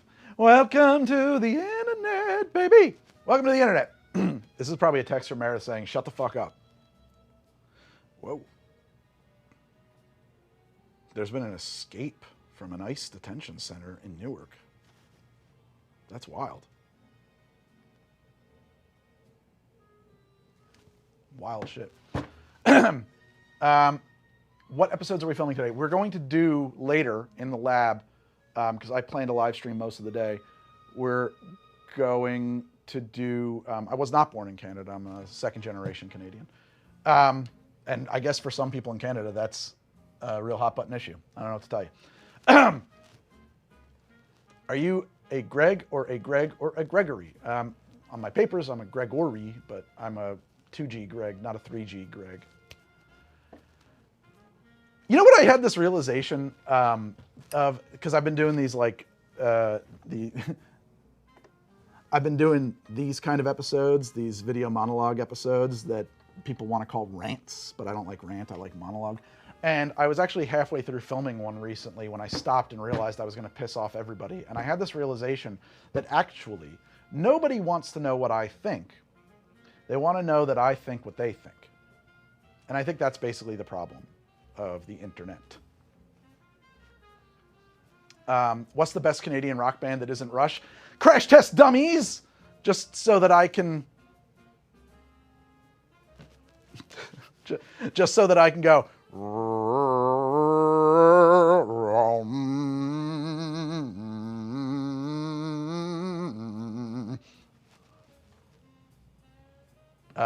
or Hank Snow.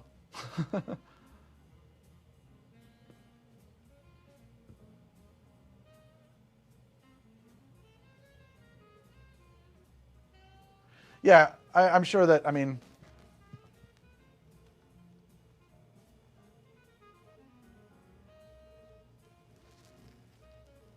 Exactly, R-Dog. It's one of those things where, like, if you... I don't actually know too many Tragically Hip songs, to be honest. They're kind of before my time. Do you have any side hustles not relating to YouTube? No, I kind of should. I wish. I feel like some Nintendo games can provide inspiration like Pokemon or Mario. So I did a Mario episode about when the movie came out, and it was such a poor performer that it scared me off of that. I don't think that the Nintendo audience is largely a how to drink audience. Hardcore games, like, or hardcore RPGs that cater towards millennials, like Cyberpunk 2077, seem to be better. The correct way to say Mario is Mario, because I live in fucking New Jersey, and I don't know what to tell you about that, comrade.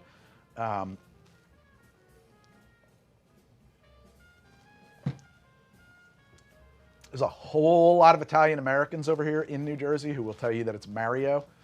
Are you into Leonard Cohen? No! And I think that Leonard Cohen isn't real, because all of these people have been telling me, like when, I don't know, he did some song or whatever, and all these people have been talking about like how Broken Hallelujah is like the most important song of all time, and I've literally never fucking heard of this guy before that.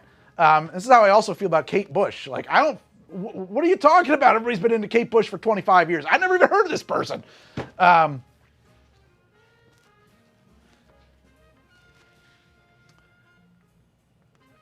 don't know what Balatro is. What is that? Gordon Lightfoot. Yeah, there you go. More and more 30-plus old guys into Nintendo games throughout the last decade. I like Nintendo games. I play a lot of Nintendo with my kids. You're not gay, that's why. Probably, yeah.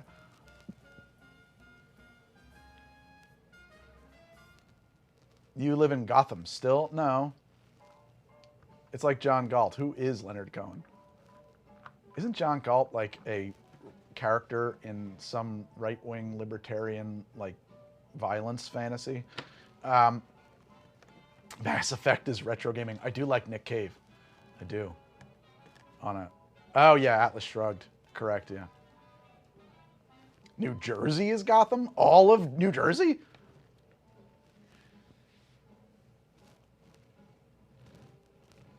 It's like New Jersey's a pretty big state to be one city. It's crazy. Unless you're William Gibson.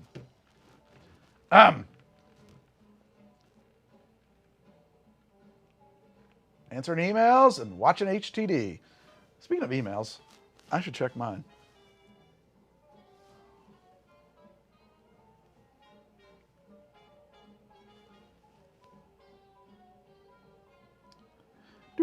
Oh, Carolyn, thank you for sending me the recipes. I'm psyched. Otherwise, nothing important in my emails.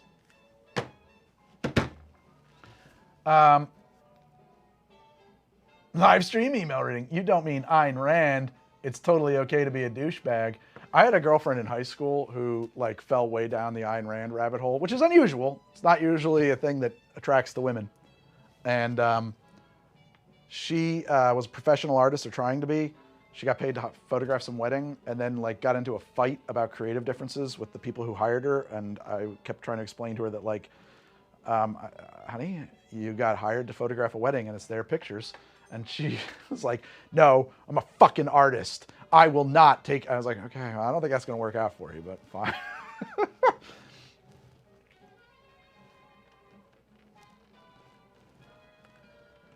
Didn't work out between us. Yeah, no, I'm not like other women, exactly. Greg,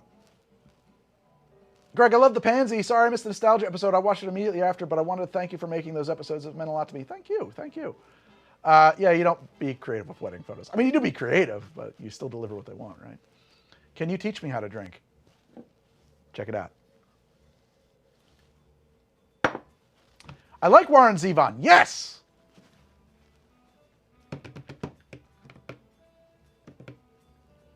See, but here's the thing about Ayn Rand. People say that she's a hypocrite because late in life she took government assistance.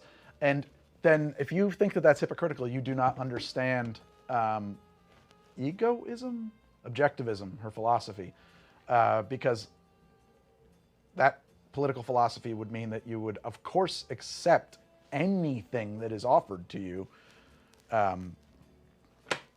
That's not hypocritical. I get annoyed by that. I get annoyed when people say, see, they're a hypocrite. And it's like, no, you just don't understand their shitty philosophy. It's not hypocritical. It's exactly correct. Take any help that's offered and never reciprocate. Thank you, Glacier 9. Exactly. Ever had any Traverse City whiskey? I don't think so. I don't know how much you've done New York City tour stuff, but if you had a choice, would you go to the American Dream Mall for a vacation trip? I would not go to the American Dream Mall. I would definitely go to Coney Island over the American Dream Mall, and I've never been to Coney Island.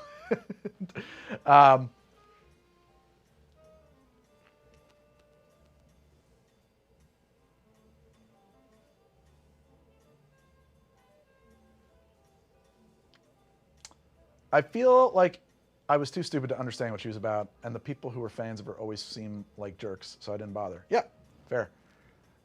It's generally a libertarian thing to do, but of course it is. They always envision themselves as the people on top taking out the bottom, trying to... Right, okay, whatever. Oh, your personality is so uplifting. Love the channel. Thank you, Win the House You Love. Win the House You Love? Do you run like a... No, I'm not even going to ask. Spaceballs. You know, this is awful of me. I never liked Spaceballs, and I love Mel Brooks, but I'm not a fan of Spaceballs. And it's because when I was a kid, I thought it was making too much fun of both Star Trek and Star Wars. And I didn't like that they had a teleporter and a Star Wars parody, and it kind of annoyed me. And it just wasn't my vibe. I never liked it. Sorry. I do like Airplane. And I do love Mel Brooks, but like Young Frankenstein, High Anxiety, and Blazing Saddles, of course. Those are that's his hit. What are you doing with your bar mat? I'm caressing it. I like the way the little nubs feel on my fingertips.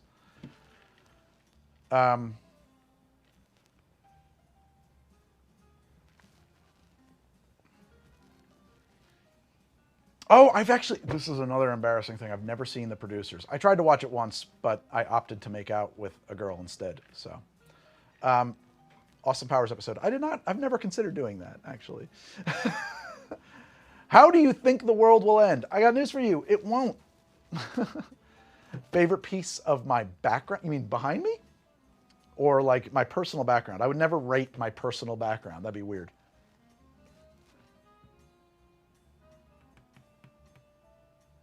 Kinsey type 1 shit. Yeah.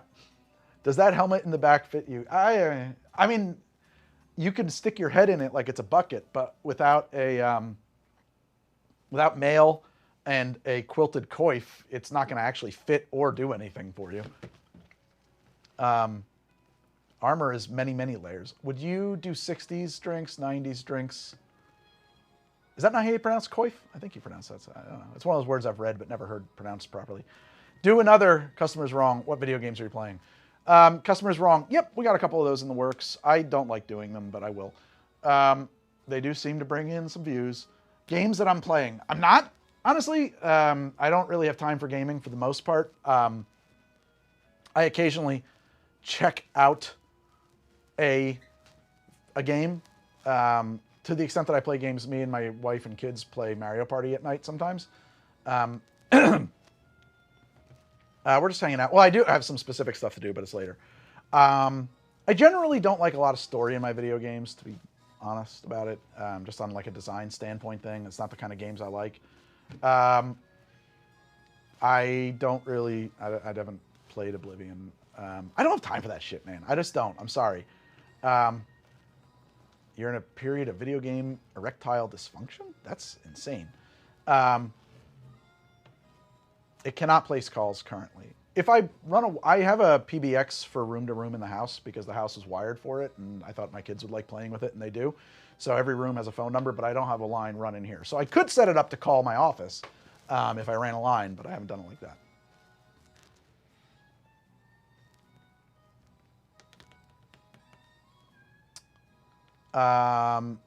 Not liking story in your games makes me madder than any political take you have. Well, I'm more interested in game mechanics in some ways, right? Like, so my brother-in-law said, you got to check out Pinball Spire. So I checked it out. I don't know if I'll ever have time to get back to it, but I did check it out. It's pretty cool. I guess I was like into, what's that game called? Hades, which does have story, but like it's really gameplay focused. I like that. I used to be into, what's that game called? RimWorld. I like RimWorld a lot, so.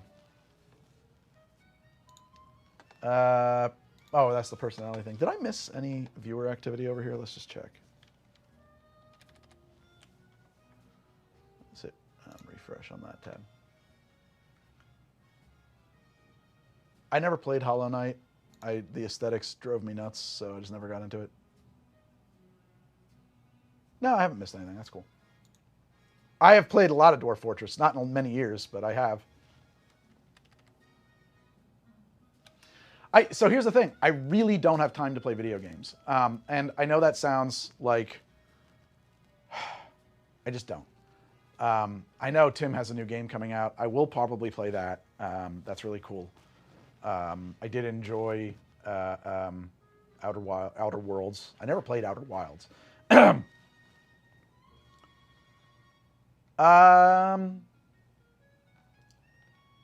Well, no, Tim is doing a lot of work on Outer Worlds too.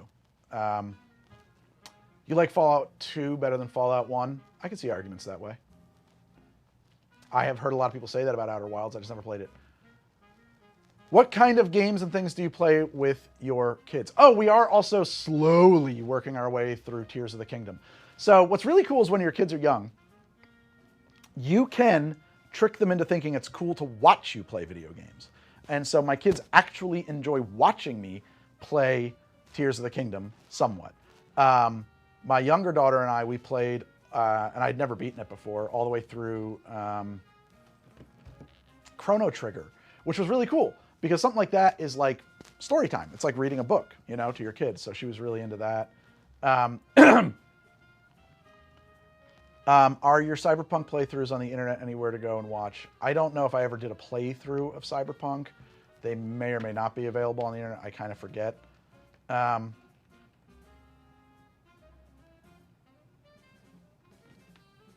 Knights is a good co-op game. Chrono Trigger is the greatest JRPG ever made. Probably. Just a quick, thank you for the Breakfast Club cocktail. That's awesome. That's amazing. I forgot I did that. Ever going to do TTRPG streams again? Probably not, honestly. I would love to, but okay, so here's the deal. If we can get a sponsor to pay for it, I'm all for it. And that's really blunt, but that's the facts.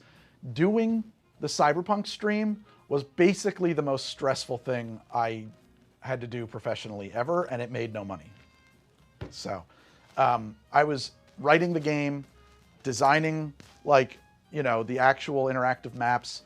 I was running the tabletop, and I was producing the live stream, and I was DMing and hosting all at the same time. That job fucking was like killing me. And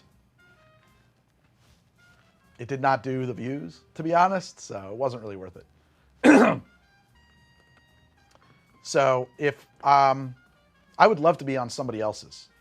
If somebody wants to make me a cast member in their TTRPG stream, I'm there immediately. I'm all about it.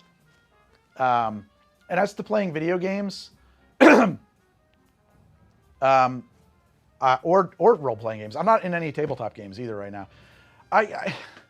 Could I like carve out time for that? Like, first off, I'm self-employed, which means I work constantly, right? And when I'm not working, I kind of want to be with my family. And when I'm not with my family, I kind of want to be drinking with my wife. And so to play games, the reason I was doing the live stream of TTRPG is because I had to work anyway, and I got to turn my desire to play a game into part of my job. And it was the only way I could justify spending game time away from the family. And now someone's mowing their lawn outside, which sucks. And yeah, and it's not even so much that, like, they might be mowing my lawn, which is going to be really loud.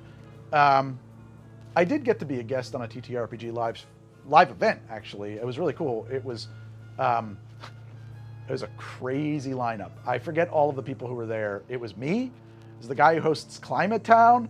The DM was Carlos Maza, and shit, I forget her name now. Not forget, but can't access. It's on the tip of my tongue.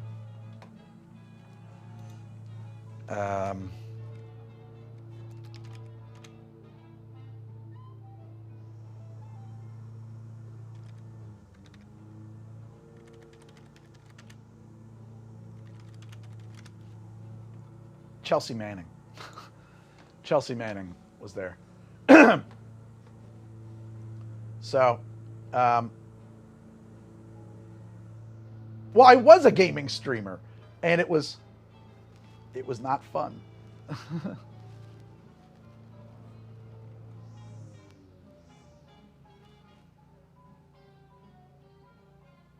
Is your Cyberpunk game somewhere that we can still watch? I don't know. I honestly, genuinely can't answer that question. I don't know. Legends of Evantris. They had the actor who played Shaggy from Scooby-Doo. You're going to refer... What? Oh, my God. The actor who played Shaggy. What in the hell?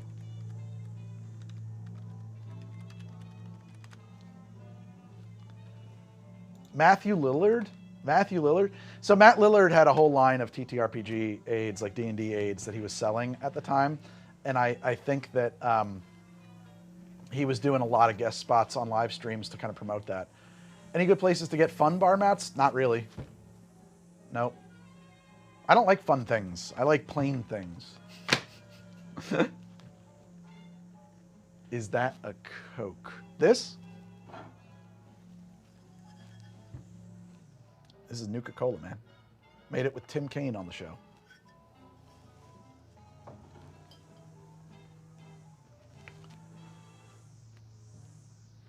Matthew Lillard's best role is in Hackers. Hackers is pretty fun. I do not want to be a kawaii anime girl VTuber. I don't want to do that. All the good bartenders' favorite drinks in the city is like Carlsberg and Fernet. Ha ha ha ha. That is like the bartender shit. I've never seen SLC Punk. Most surprising place you've ever gotten good cocktails, the Zoo Tens. The reason I never saw SLC Punk is because when it came out, a bunch of people turned that movie into their personality, and it just kind of made me feel icky. And so I was like, fuck that movie.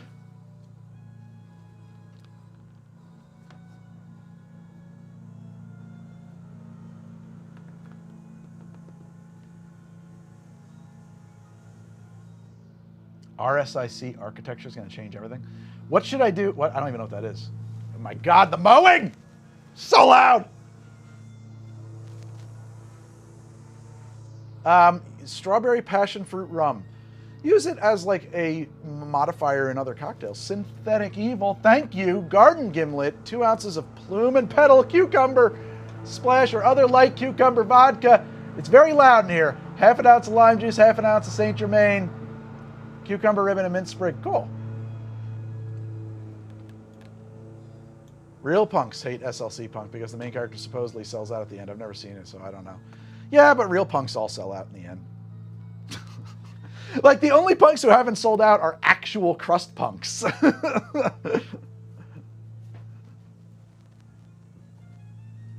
It's not my mic. It's the, I have a Mix Pre 6 over here with some plugins running on it. It's probably doing that.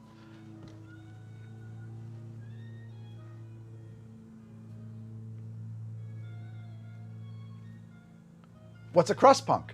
Somebody tell them what a crust punk is. Crust punks are the electively homeless who live in squats or on streets and are about that life. And that's right. Those guys are hardcore. The other thing about punk that drives me crazy is that, and yeah, I do. I share, I don't know, it's like, so we were talking about the definition of cyberpunk, and I was trying to explain to people that the word does not come from punk as you understand it, and that the meaning of punk was not originally anything about politics or making the world a better place. And so your understanding of cyberpunk as being fundamentally about underdogs battling against a corpocracy to make the world better is mistaken. Like, that's not actually what the word means. It doesn't have anything to do with, like, we can make this a better world, or uplifting, or political movements, or any of that. And the word, I mean, like, if you look at, like, early punk music, like, I don't know, I don't think it's, like, until, like, the mid, like, 83 that, like, punk starts to get into, like, a codified political thing. Like, I think that you kind of need, I'm trying to think here, like, The Clash and I'm sorry, my personal favorite, the Dead Kennedys. Like, I have not seen the Joy Division documentary. But, like, if you look at, like, early punk stuff, like, prior to really that happening, you look at, like, you know, The Decline of Western Civilization by Pellegrino Spheris, and, like, you know, what you would call, like, early punk bands, like, they're not about a better world. They're about self-destruction and the destruction of society, not building a better one, right? And so there were many political ideologies that were attracted to that. Punk went from contrarian to anti-authoritarianism. Yeah, like, I think when you look at early punk was about where are the next drugs and how loud can I be and I hope you die. I hope you die. I hope you die. Like, I would like to beat you with a chain right now if I could. Let's blow that up. Like, it was mid-70s British punk was anti-monarchy, I'm sure. I'm sure it was anti-many things, but, like, the reason like, you know, Johnny Rotten I don't think Johnny Rotten ever read a book on anarchist philosophy before he sang, I am an anarchist, I am an antichrist. He just thought, I am for wearing fashionable clothing because Vivienne Westwood paid me to, but actually, anyway, Johnny Rotten can't read. Oh man, is that possibly a reference to Airheads? Johnny can read and Johnny can write. Any trips in Disney in the works? Not in the works. And I am really extremely bummed about the fact that they're closing down Tom Sawyer Island. Join the stream too. I want you to die. I want to beat you with a chain. I mean, go watch. I don't know, like probably one of the seminal punk films that's like from before punk got into a specific political ideology. Why can't I think of it? What the fuck is it? The Penelope Spheris film, not Decline of Western Civ, which is a documentary, but her follow-up, Suburbia, which apparently also was a horror movie in the 90s with Giovanni Ribisi. If Giovanni Ribisi is in it, it's not Suburbia. If Flea is in it, it's Suburbia. Go watch, I have no opinion on G.G. Allen except that he's absurd. Go watch The Smithereens, the movie. And I think that, like, there's no politics there. The politics are just fuck you. Fuck you. So that's where the punk and cyberpunk comes from, because cyberpunk as a genre was named before punk became, you know, about a specific political movement, you know? Even though my taste in rum sucks? Okay. Good for you.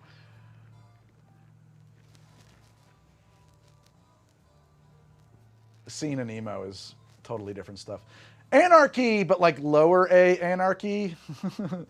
Like not uppercase A anarchy, like a political philosophy, but actually like maybe political atheism.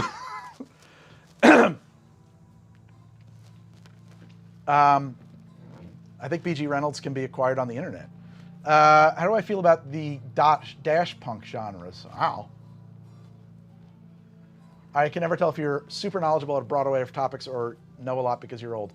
I just kind of like, excuse me, I gotta, yeah, I've been talking for a long time. Punk, that's the word. Punk absolutely was a music about nihilism. That's it. It was nihilism. Absolutely. That's accurate. I still can't believe you hate on Joss Whedon. I will hate on Joss Whedon forever. That guy sucks. A political atheist. Yeah, but even that's not really 100% right. Okay, so you're talking about like solar punk and diesel punk, which are genres of fiction, not music. I thought you meant like pop punk and like crust punk and hardcore. I think those things suck. I think cyberpunk, so again, right, so cyberpunk predates the politicization of punk, right? And it comes from speculative fiction about where we are and where I think we're headed in the next 20 years. That is what cyberpunk is about. It is not a genre about aesthetics, although there are some aesthetics that are inherent to cyberpunk. And I also would tell you that a genre is not comprised of aesthetics. A genre as a central theme, a central question that is exploring, right? So cyberpunk is exploring the nature of what the individual actually is. Is there an individual, or is the individual a illusion?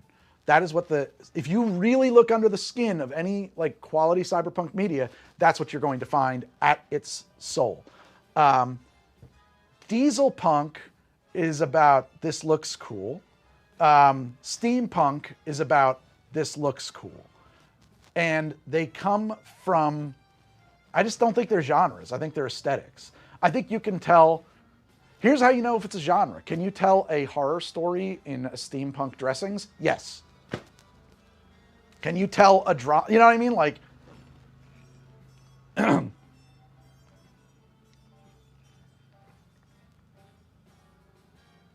identity challenge sci-fi. I think that's right, Bradley, yeah. So is post-cyberpunk a genre? I don't know. I don't know what it would be. So here's what we can talk about, right? Noir.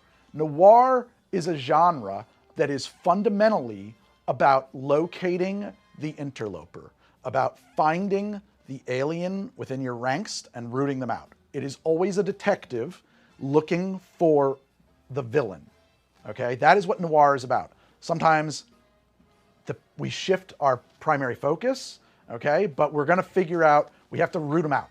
That's what noir is about, okay? They're looking for the other. However, neo-noir is specifically a genre that's about looking for yourself, right? So you could say that post-noir is this second iteration of noir, all right? And it's also, by the way, neo-noir and cyberpunk overlap because you can very easily say that looking for yourself versus questioning the identity of yourself is like two sides of the same coin. And in fact, the prime example is a perfect example of both neo-noir and cyberpunk. We're, of course, talking about Blade Runner. So what would be post-cyberpunk? I don't know. I don't know what the central theme would be about post-cyberpunk. I don't know what it would be. My experience with dieselpunk in particular is that it's very tied to the exploitation of land for fueling for war, oftentimes since it's very related to oil and conflicts in World War. Yeah, but that's not a genre. Relating to is not a genre. I'm sorry. Like, it has to ask a central question. So, for example, fantasy, the central question is, what is good and evil? That is the central question. And actually, you know who told me that? Brennan Mulligan. That's the central question as to what is fantasy. What is good and evil? What are the positive attributes of human beings? Yeah,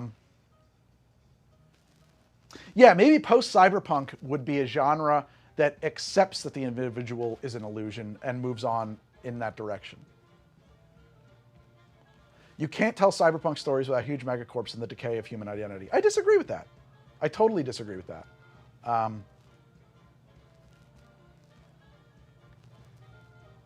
don't know anything about Neon Genesis.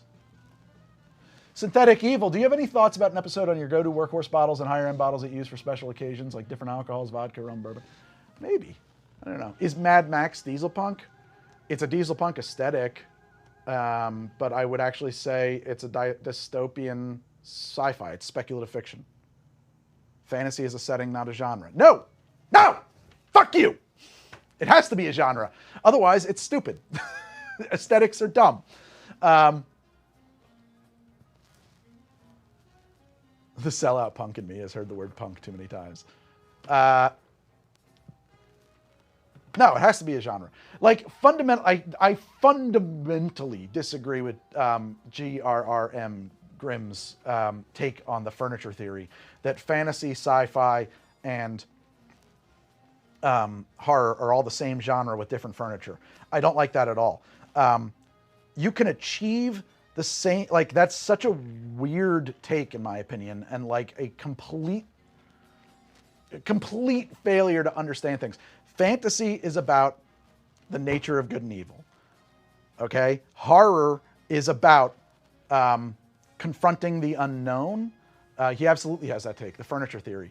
It is absolutely about confronting the unknown, and sci-fi is about what happens next. Where does this go? What is the logical conclusion of this thing that's happening now? Where do we go next from here? Okay? So, if it's not doing that, I don't think it's sci-fi. Like, I don't think that Dune is sci-fi. Dune is fantasy. Star Wars is fantasy. Is Star Trek sci-fi? No, it's more fantasy, right?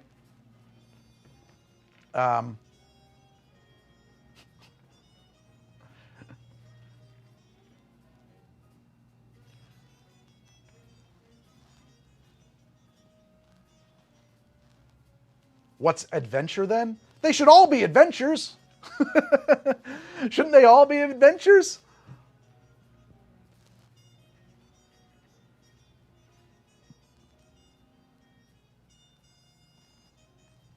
There's a setting within a fantasy story. Fantasy does not indicate a specific time or place. Yeah, there you go. Adventure is when you smoke a cigarette on camera. There's like a quote from James Cameron, one of the great directors, that all of his movies are love stories. He doesn't know what science fiction is. And I think that's a correct statement. All of his movies are love stories. What is space opera? Space opera is what you call a fantasy in space when you don't want to call it a fantasy film. You could disagree on Dune being fantasy. Sure.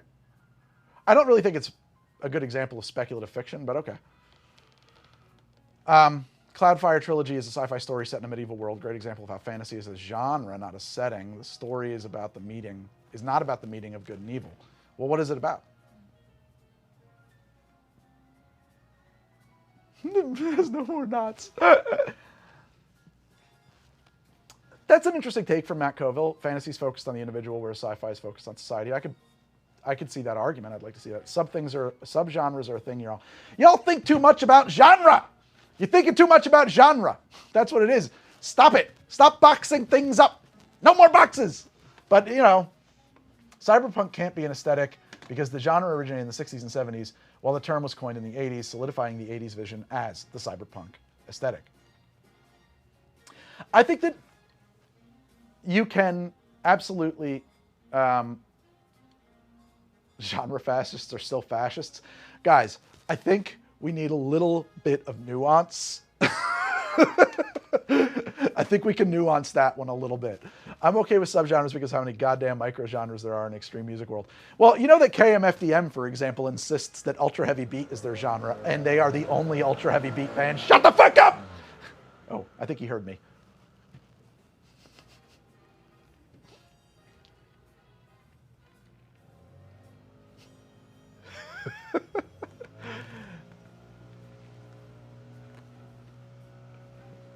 That was me yelling at the leaf blower.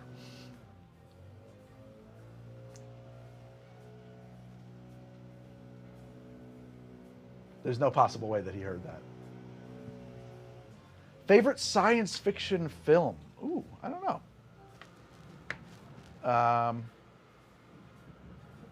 If you know, you know. KMFDM sucks. It's true. It's true. I have played much Dwarf Fortress. All right. How long have I been streaming and getting yelled at over here? How many people are watching? Have you all signed up for my Patreon yet? That's the goal.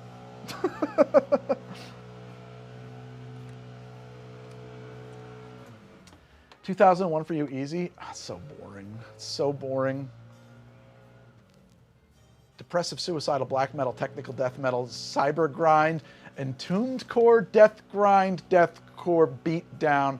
Is that one genre?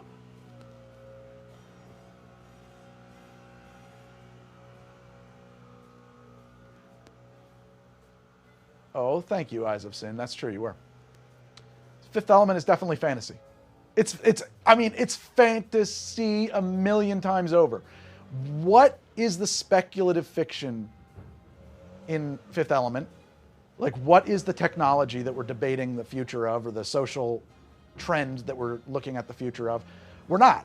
We're saying that love is the fifth element that drives the universe and will defeat evil. It is absolutely fantasy. Fantasy to a fucking T, baby.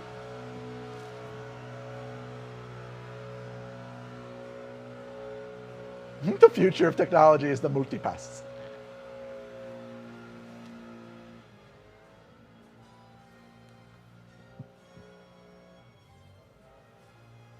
You'd call it soft sci-fi? What? So you're hung up on aesthetics. Stop it. It's not. I would say it's a fantasy film dressed in science fiction aesthetics. That's the best way I would say it. Oh, thank you, Marizin.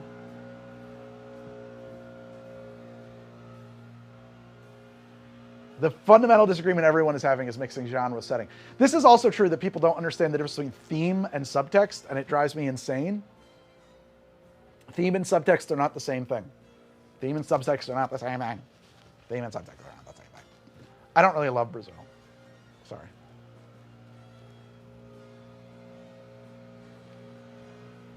I will die on that hill. Theme and subtext are not the same thing. Are there examples of a sci-fi film dressed in fantasy clothes? Ooh, that's an interesting question. Am I a rewatcher of movies? I'm a rewatcher of some movies. It's harder to dress science fiction in fantasy clothing than it is to do it the other way around, but it's a good question. I don't know.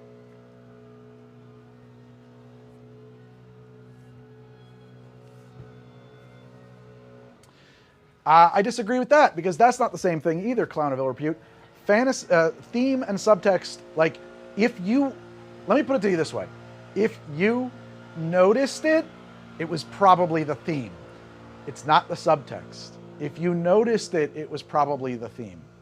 The theme is, what is this movie what is the message of this movie, okay? The subtext is so far underneath there when you want to get into the technicals about this, that like the perfect example of this is there's an interview that Quentin Tarantino gave on the subject. I love this interview because this is exactly mirroring like what was drilled into our heads at film school. He says, and I will just like quote the shit out of this, "All communication is propaganda, Brad.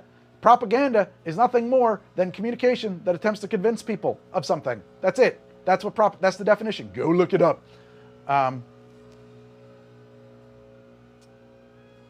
What is the subtext of How to Drink? There may not be a subtext. Not everything has a subtext.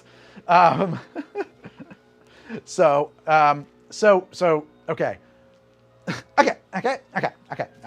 Quentin Tarantino was at the Sundance Institute workshopping his script for... I'm going to sit down. My back is bothering me. I like that I can sit down now. This is cool. Quentin Tarantino was at the Sundance Institute workshopping his script for why you should subscribe to my Patreon and get the How to Drink app, workshopping his script for Reservoir Dogs. And I don't know the name of the mentor who asked him this, but he said, "That's great. You've done your script. You've broken it down. You're ready to make this movie. Well, you're almost ready to make this movie. Have you done your subtext work?" And Quentin Tarantino at that time said, "What is that? What is my subtext work?" And his mentor explained to him, like, well, you have to go back through your script the way that a person who didn't write it would, as if you were a film critic or doing comparative lit, and figure out what you didn't know you were thinking about when you wrote that script. And now you know your subtext. And so he did that. And he said, and I did this process where I went back to my own script, and what I came to realize was that this was actually a movie that was about the relationship between fathers and sons, and yada yada, and that Mr. Pitt, and he breaks this all down in the interview. And then I came to the conclusion that I was fucking never, ever, ever, never going to do that again, because I did not want to make a movie about fathers and sons. I wanted to make a cool heist movie about everything going wrong, and now this stupid shit was in my head. And that's subtext. I have met many writers who've used subtext. They're all cowards.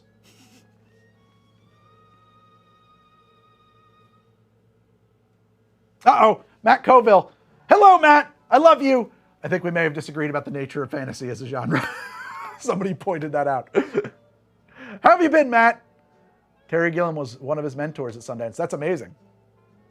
Subtext is always unintentional. Otherwise, it's theme. That was the point.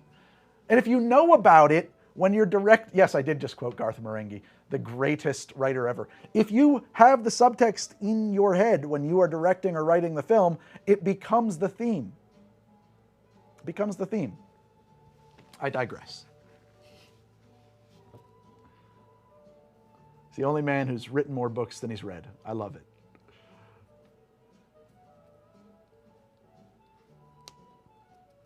Dark Place is the greatest piece of media of all time. Do you have the Kahlua? Matt, I don't know. I was talking about the differences between genre and aesthetics, and my opinion, which I got from Brennan, because I didn't have this opinion before. It was a conversation I had with Brennan Mulligan, and he was prepared with a fucking monologue about the nature of fantasy as a genre, and I was like in no position to question it. I was like, oh, you came with that prepared. And it was basically, he posited that fantasy was about the nature of good and evil, I think, and the conflict about like questioning whether or not good and evil even exist as concepts. And I thought that was a pretty good answer that sets it apart from its aesthetics and seems to hold true when you think about that. And I did call him out. I was like, you prepared for that monologue? And he said, I think about this a lot, Greg. I was like, okay, fair enough. And I think somebody said that you had a different take on it, but it wasn't that different. So, but I also might be putting words in your mouth, and I do not want to do that. So, all right, I don't want to talk about genre anymore. My brain hurts. Matt, so far I've been baited into putting my politics on my sleeve and ranting about genre. I'm trying to do a lot of live streaming today. Vampire is set dressing. Vampire movies can be horror, fantasy, or sci-fi. True Blood is sci-fi. Yeah, I don't think True Blood is horror at all, right? So there's an argument that True Blood is romance. But yeah, I would actually say that True Blood is sci-fi. I agree with that take. You hated the ending of You've Got Mail? Well, then wait till I tell you about the shop around the corner.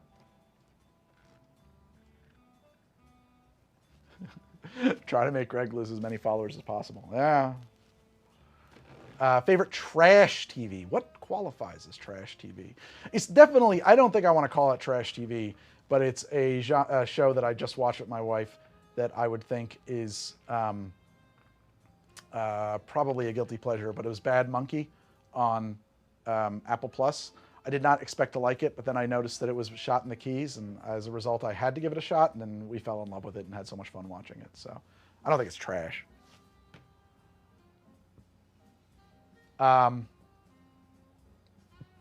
What genre is 40K? Satire. Misunderstood satire. Failed satire. That's the genre for 40K. 40K is failed satire.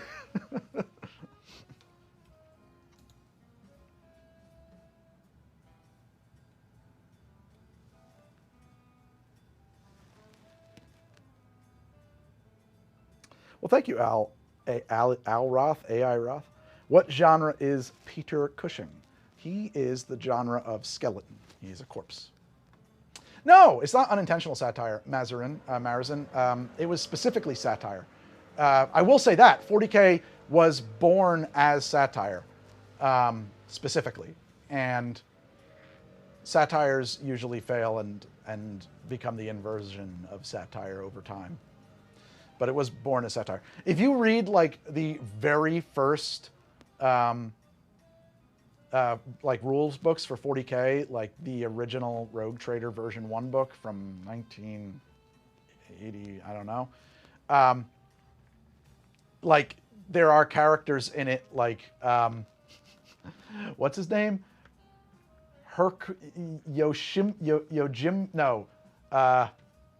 Dr. Yojimbo Hercule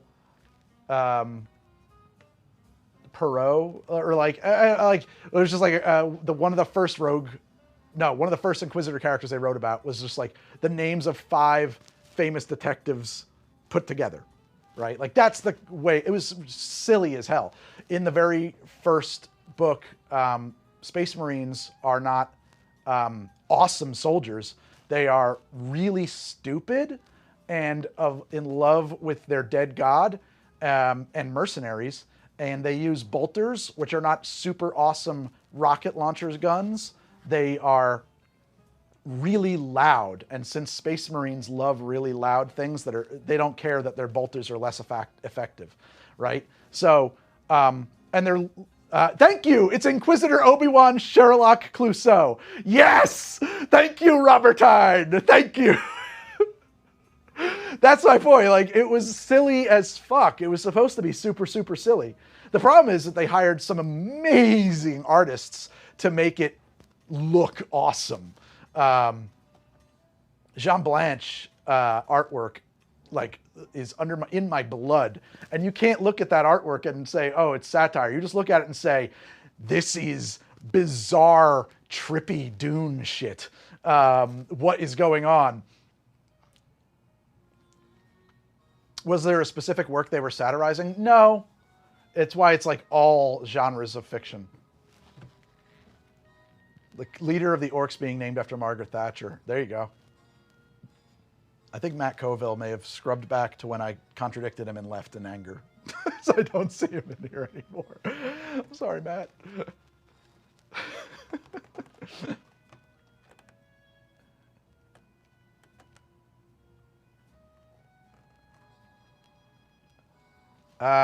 Man, the New York City cocktail bars I really should just have an FAQ for that. My world eaters are accidentally John Blanchecore. Well, it should be intentional, John Blanchecore. Oh, good. Matt's still here. Mwah, mwah. We should do another thing together, man. Especially if you ever decide to do a TTRPG stream to promote Draw Steel. Because I would love to be a gamer again. No, what was I? Shit, I lost my train of thought too, though. Fuck, buddy. Oh, I always wanted to build an army of a Tzeentch army. I always wanted to do a Tzeentch army that was extremely X-rated. Like that I could not use when there were children in the hobby store. Because at the time, I think it was 3rd edition or 4th edition, Khorne had bloodletters that were these fucking unstoppable demons. Slaanesh, sorry, not Tzeentch, thank you. Unstoppable. Bloodletters were unfucking stoppable. And I was playing Grey Knights at the time, and they even had like special rules that were thematically great, but that actually made Grey Knight, like them, even stronger. So first off, demons could be summoned anywhere on the battlefield after turn 1. So like they were basically deep striking anywhere on turn 2. They could be summoned like directly into close combat, which meant that the fact that they didn't have guns didn't matter. I think they all had 2 fucking attacks. They wounded on a 3+. They were unstoppable. They were fucking ridiculous, right? You're such a nerd. They were unstoppable. And also, if you played Grey Knights, there was a special rule that all demons had sustained attack, which means every time you wiped out any unit of demons, that on the next turn, they would re-enter from the edge of the table, because the only reason Grey Knights were there is because there's an unstoppable infestation, okay? Not to mention the fact that Grey Knights had no anti-tank weapons whatsoever. So, okay, I digress. But the lore logic, okay, if you read White Dwarf, when people would complain, why the fuck are bloodletters this fucked up? It was because, well, Khornate demons are martial demons. Okay? Therefore, they're better at combat than everybody else's forever. And that pissed me off. And I was like, well, what are the Slaanesh demons? Well, they're pleasure demons. So I want to do a pleasure demon army. There you go. Yeah, Grey Knights, my anti-tank weapons were, I had squad leaders had a melt-a-bomb. And I think I had 1 set of lightning claws in the army. I have had an industrial sour, absolutely. Yeah, I just wanted to have like foul. I guess I could have had like little plastic black squares that would attach with magnets if I needed to censor my army. But yeah, I really wanted to have like a really disgusting, filthy fuck army.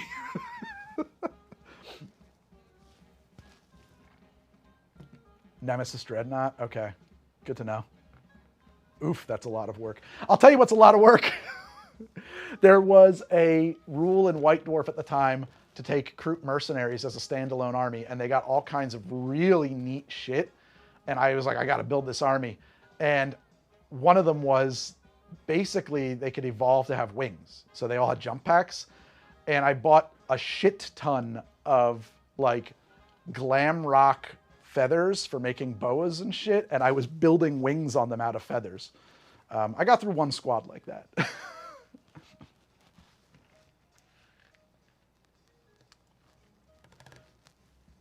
The Kroot were really good at close combat, and there was like a couple of things that I could take where they had a 75% chance of going first, and with the winged units, because they had like this weird psychic power that would allow their army to more often than not go first, and with those winged units, they could have the entire army in close combat on turn 1, which nullified your ability to use guns, and was where my army wanted to be.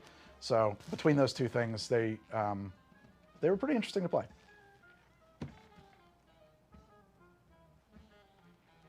Forget shooting. Kroot, no shoot. Kroot. Boop. I always wanted to do a Samhain jet bike army because jet bikes are fucking cool, but I never did it. I don't know what Vespids are. Are they like Vespas? Like little... That's like after my time. Always wanted to do a Slaanesh Rhino kit bash that would definitely get me barred from Tournament for Life. Flavored gins. They're fun. All gins are flavored vodka, so why not flavor a gin? You will certainly not regret fielding 250 Kroot hounds. That's like the way Imperial Guard were back then. It was just like, oh, I have 150 individual soldiers to paint. How big is that lime? This is probably an underripe lemon that you're talking about.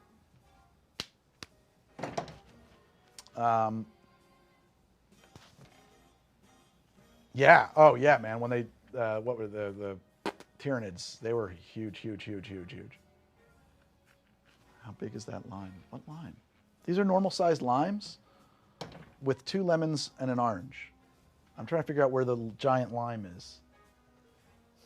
I don't see it. Recommendations for hot weather cocktails? All cocktails are hot weather cocktails. If someone got you a dreadnought, would you display it in the bar? Oh, that's a cool idea. Where the fuck?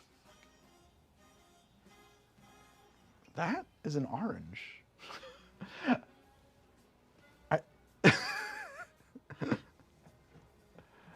This is an orange. What are you talking about?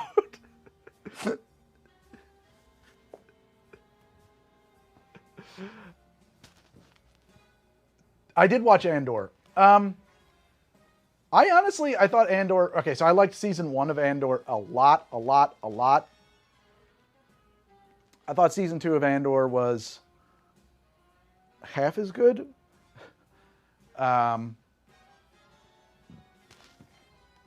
But I still enjoyed a lot of it, but I didn't think it was quite as good. Andor what? The thing I keep saying about Andor is that in the TV series Andor, Cassian Andor has the least amount of screen time.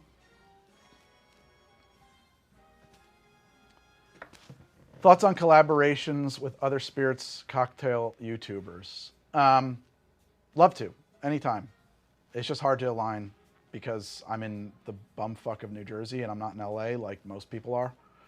No, I didn't watch or play The Last of Us. It kind of missed me. I thought that, like, season 2 of Andor had some things in it that, like, are going to be spoilery for me to discuss that I just was like, ugh. The final episode is, in my opinion, kind of worthless. It exists solely to be the connective tissue to get you right to the final moment of the TV show, of the movie, rather. Andor is the least interesting character in the show? No way, man. No way. Well, I think Daedra is probably the most interesting character in the show. Or Cyril. Cyril and the only things I want to watch are Cyril and Daedra and Andor himself. That's it. Everything else I could get rid of entirely. And I think a lot of those other things, like Saw or whatever, like I am not into the cartoon universe of Star Wars. It's not for me. I'm not into is it Fillion? I know that's not Nathan Fillion. He's an actor. Fillion, whatever his name is, like his stewardship of Star Wars is not my jam. Oh, Stellan is great, but you don't need a lot of Stellan at all. He's not a character. Honestly, he's not really a character. Would you huff Rhydonium? Filoni, thank you. I mean, like the Rhydonium huffing scene is only cool if you're a fan of the cartoons and know who Saw Gerrera is. Otherwise, it's like, kind of neat. I feel like, honestly, have you considered musical theater? No. Have you considered opera? That's a weird take. Musical theater is an American art form? Come on. DIY bidders should happen. It's just not on the top of my list at the moment. I have a bunch of other things I'm trying to do first. It's just a Western space. Saw was nailed by the character, why can't I think of it's Forrest Whitaker. He was really sure. I know you did a Cowboy Bebop episode. That was fun. I just feel like Star Wars is in an uncomfortable place, right? Because like it wants to do a story about fascism, but it can't because it's for fucking kids and they're really addicted to being for kids. And when they are straight up for kids, I think it's great. I really, really, really, really liked Skeleton Crew. I liked Skeleton Crew more than season 2 of Andor. Sorry. I liked season 1 of Andor more than Skeleton Crew. I thought season 1 of Andor was phenomenal. But like there was a lot of characters who showed up in the beginning of season 2 of Andor, and I was like, wait, these guys are... I thought they were gone. Bix, I didn't expect to see her in season 2. I didn't think she was all that important in season 1. Nerd Boy? No interest in Nerd Boy. I don't even know his name. Nerd Boy. Yeah. And then we spent so much fucking time on them. Why did we spend so much time on Mon Mothma's daughter's wedding? Why? What the fuck was the point of that? Who gives a shit? I'm sorry. Hours of my life I'll never get back to that wedding. Jesus. Goonies in space is all I wanted.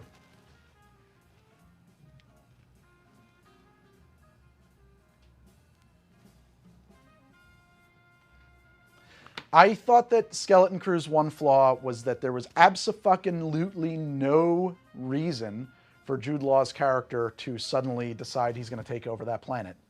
None. Absolutely none. It was a stupid idea, and it betrayed what piracy... Like, it just didn't make any sense for him to betray them and to be like... Because, like, literally they were like, okay, cool. Thank you, emissary. We're now going to fill your ship with gold. And you'll be rich for forever. More money than you can possibly ever spend in 100 lifetimes. No, thank you. I'm going to take the whole planet. Why? Why? You get into piracy to retire. You get into piracy to get the money and get out. Because eventually you're going to die if you don't. Which also kind of... I don't think the Gorman arc was that well done, honestly, but it wasn't awful. I think it wasn't the worst. I don't know. I wasn't that into it. They were so French. It was literally just, hi, this is Space France. Here it is, France. I can't get into Silo. I can't. Krennic is a treat when he's on the screen. Which one is Krennic? If you weren't a huge fan of Andor Season 1, well, maybe you'll like Season 2 better. You don't get into piracy to retire. You'll get into piracy because you'll never have enough money to retire. I got news for you about what pirates did when they got a lot of money. They got out. They got out. Oh, Ben Mendelsohn. Yeah. I believe you meant, bonjour, this is Space France. Depends on why you didn't like it, yeah.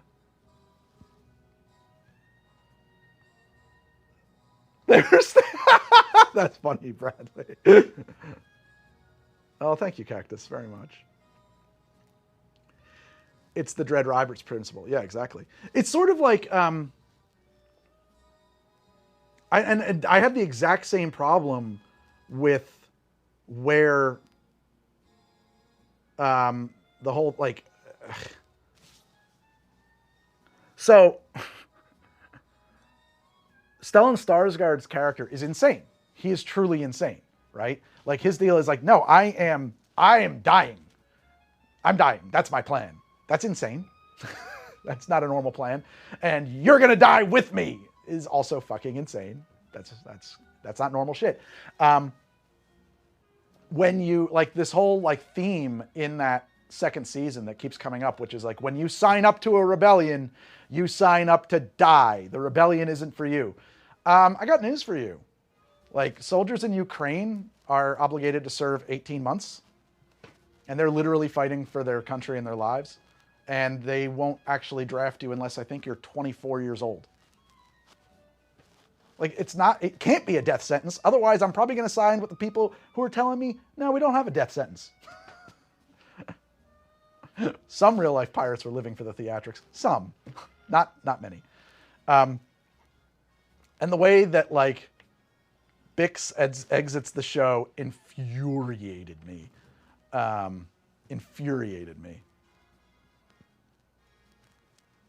So, the Founding Fathers were able to live and then build after the Revolutionary War. I did watch Severance. Not only were the Founding Fathers able to live and build after the Revolutionary War, many of them were ready to quit if it didn't go well. We have Washington's journals where he was like, man, if this war doesn't go well, I think I can flee westward into the Indian territories and become French. Like,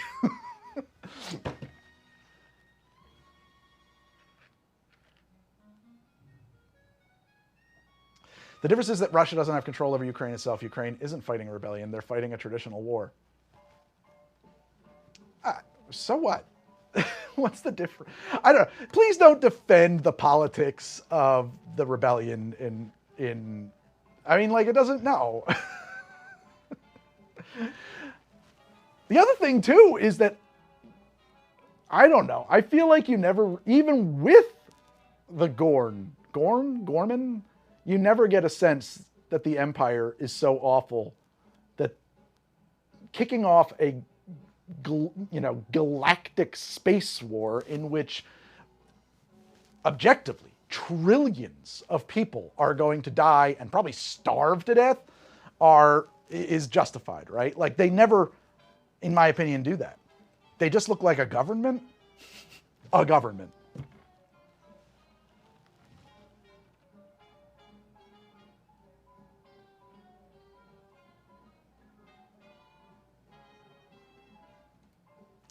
It's meant to parallel the French resistance in World War II. No, I don't know.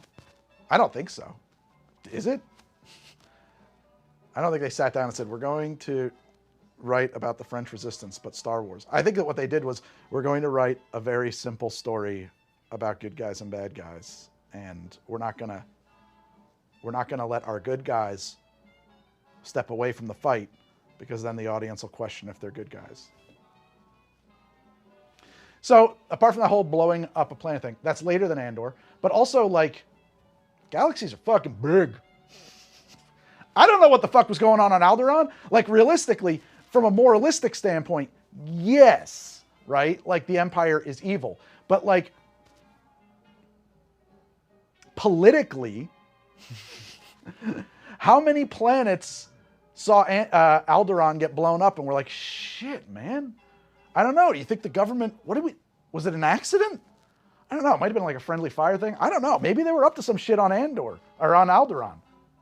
Maybe. I don't know. I'm not dying for Alderaan. I'll tell you that. I got a job to do. Like, I just don't think it would have, I don't think that the rebels had any reason to expect, like, popular support for the rebellion. You mean the holiday Christmas special? I have, of course, seen it. It's awful.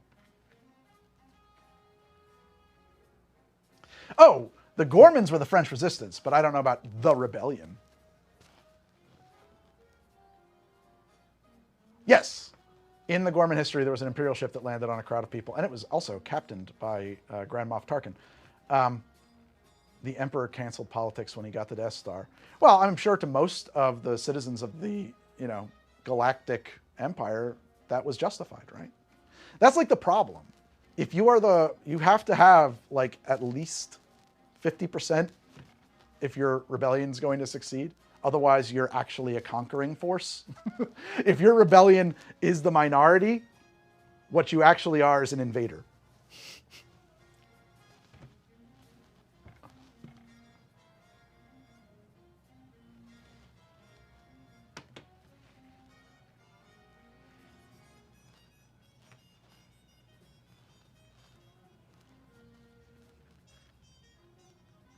I would argue no true rebellion has ever had widespread support.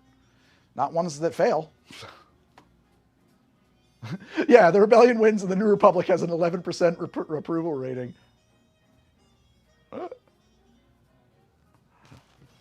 I only like the George Lucas in video games. Have you done Star Trek drinks? A little.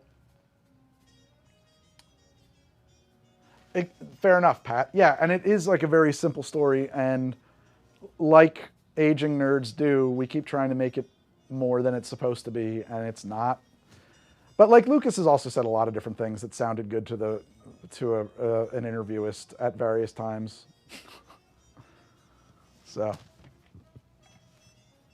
oh my God, Grim Fandango. I don't think I wanted to play it, but I never did. I don't know what's going on with Star Trek. Well, he was 100% influenced by World War II, like, because they literally took, like, footage from World War II movies and cut it together to make the Death Star attack scenes, and then animated the models on top of the films. What is it, 242 Squadron or whatever, and the Dam Busters is the entire Death Star attack. You can straight up, like, look at it back to back. It's 2 films. And then they used some like wing footage and stuff like that. Absolutely, Dune is in there. Everybody was influenced by Dune. And it's Dam Busters and also like 560 Squad or something like that. I will never understand sci-fi's inability to just have a complete story. They never end. That's not sci-fi's inability to have a complete story. That's money's inability. Like, THX 1138 is underrated. Yeah, sure. Pour me a superheated water. I will not. It's the profit motive. I always say that comic books don't tell real stories because just tell me how Spider-Man ends. How does the Spider-Man story end? Hot take, Rogue One Darth Vader was more terrifying than anything he did in the original trilogy. No! Oh, man. I don't think Rogue One is as good as you think it is. Darth Vader, I hope you don't choke on your aspirations. What the fuck is that shit? It's so bad. Just corn dogging.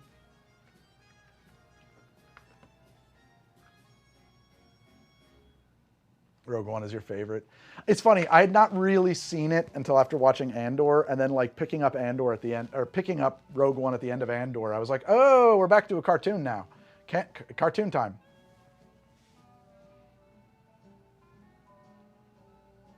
I didn't really care about any of the characters in Rogue One.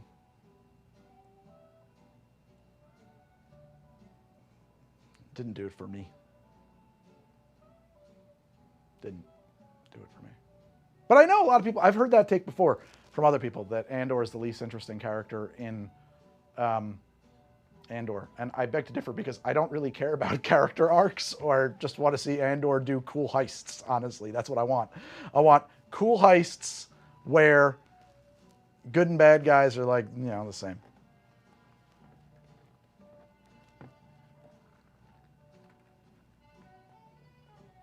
Darth Vader is the worst of all the tech priests. That's funny.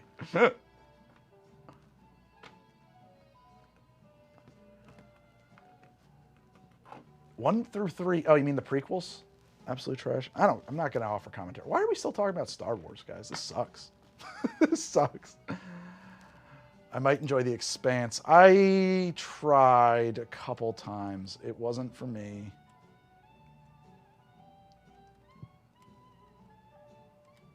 I haven't seen Dead Poet Society in a very long time. Are you one of those people who thinks that 4 was the best? Yes, I am. Obviously.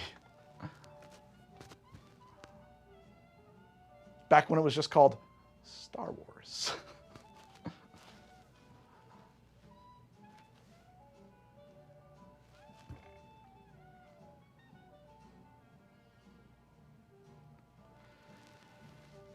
You're caught up in should arguments? I don't know what that means. I mean, look. The Star Wars you saw when you were a person receptive to seeing Star Wars is your favorite Star Wars. And that's true about music, and then that's true about all of it. There's Star Wars 1977, and then there's the rest. Terrible acting, writing, and directing. I don't know which movie you're talking about. I don't know what Quinn's Quest is.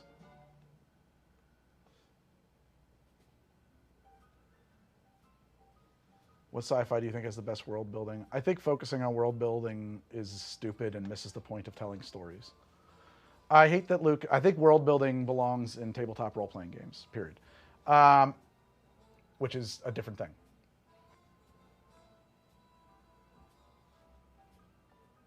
Not really a set time, but I will have to take a break for lunch and also to rearrange the setup a little bit so I can do the part that I have to do, which is some other stuff. Is it problematic if people want to find self-identity in fictional characters and stories? Yes, I don't know. I mean, I don't know what needs every human has. I don't know what's in your heart or what holes in your soul you need to fill. I think that mapping your person, whatever. This sounds like a way I'm going to get canceled.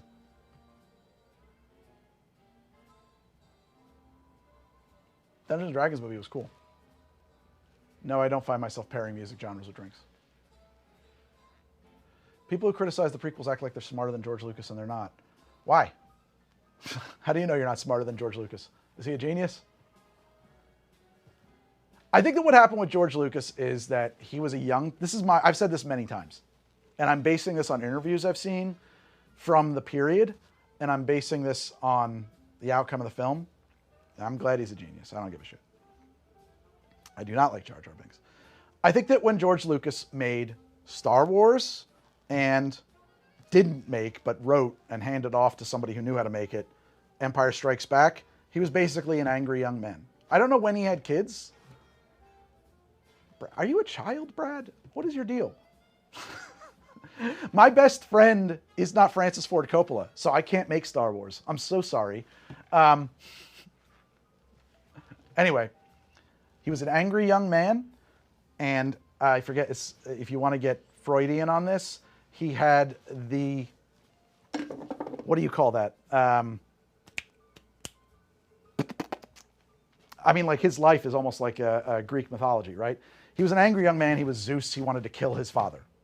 Okay? He was an angry young man, and that's what Star Wars is about. It's about your dad is evil. It's about a dangerous world. It's a movie, in my opinion, that was kind of subversive in that it was like a pretty nasty, almost spaghetti Western made ostensibly for kids, but like he didn't really give a shit. He wasn't worried when he made Star Wars about damaging kids. I think he must have had kids after that, because then he made Return of the Jedi, which, although I love it, I grew up loving it, is a movie made by someone who's afraid that his kids want to replace him. That's what Return of the Jedi is. You go from, is Oedipus wanting to replace your dad? I guess. I thought Oedipus is wanting to replace your dad specifically to fuck your mom, but I digress. First two movies, wants to replace dad. Third movie, afraid his son wants to replace him. He's getting those toy checks, of course. That's what happens there, right? And I think that you see, I mean, like, straight up, the last time that Luke sees Vader, Vader says, "Join me against the Emperor or die," and then cuts off his hand and throws him off of a fucking, into space, basically, and into thousands of, whatever, onto a gas giant. The next time they see each other, Luke says, "I know there's still good in you, Father." The fuck? What the fuck? What? He was just, he was like, I don't know if this is the kind of stuff I want to show my kids anymore. I think that's what it is. And all of the movies since then have been kind of, maybe he had just divorced. I don't know. I do know that, yeah, the whole reason he'll never re-release the original trilogy in their original form is because the special edition is a separate property from the original trilogies, and his wife has no claim to the points on them. Ex-wife.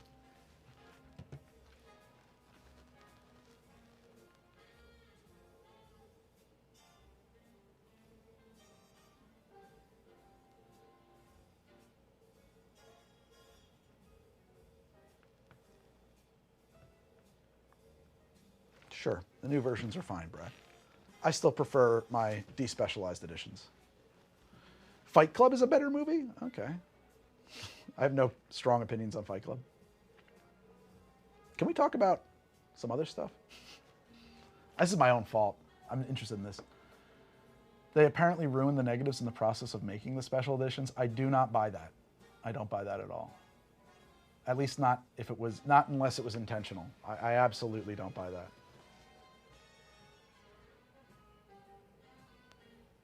I have a copy of the Christmas special. You can get it. Finds out Vader is his father. Han gets frozen, taken away by Boba Fett. It ends on a down note. I mean, that's what life is, a series of down endings. All Jedi had was a bunch of Muppets. But I like Muppets, so I'm conflicted.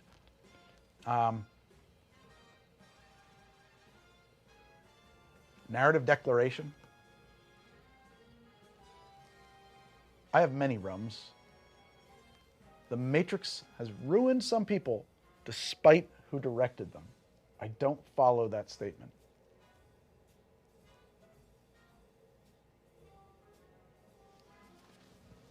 Oh, my neck. I didn't say life is a series of downer endings. I was reading the comments. I'm getting a headache. I should probably take a breather. Go eat something. What tabletop role-playing game systems have you played and enjoyed that are not D&D 5th edition? 5th edition. Well, I did a lot of World of Darkness back in the day.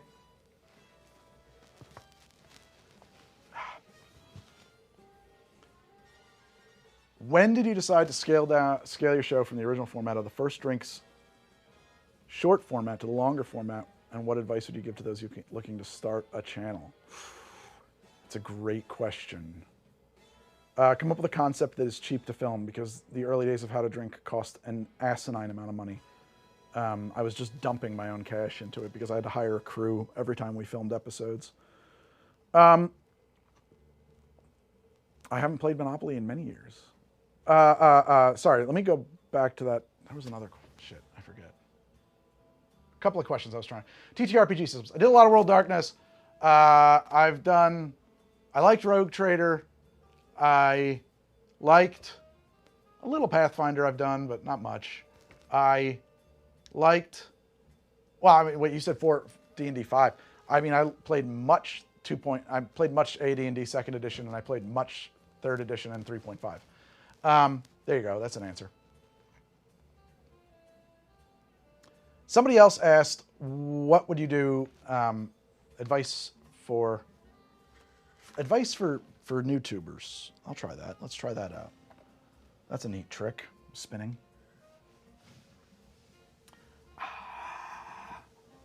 Hi. Hello down here. How are we doing? Let's talk about advice for new tubers.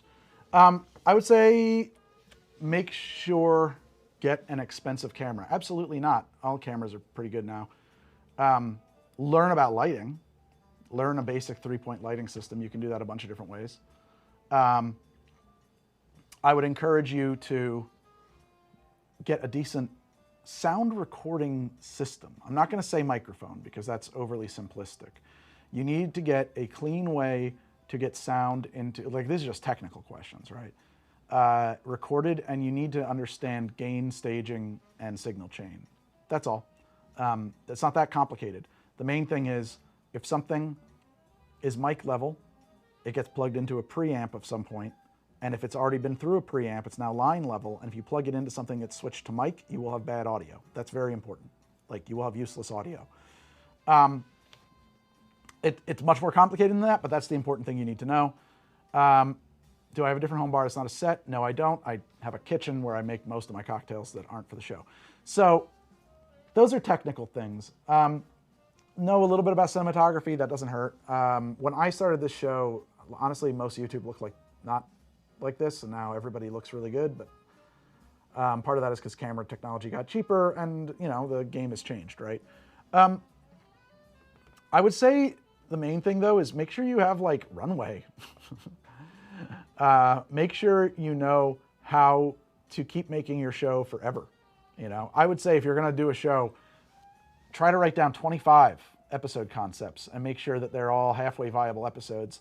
Because if you can do that without killing yourself, just writing, you don't have to make those, but if you can write down 25 episode concepts, that'll be an indicator that you've got some runway to keep making content.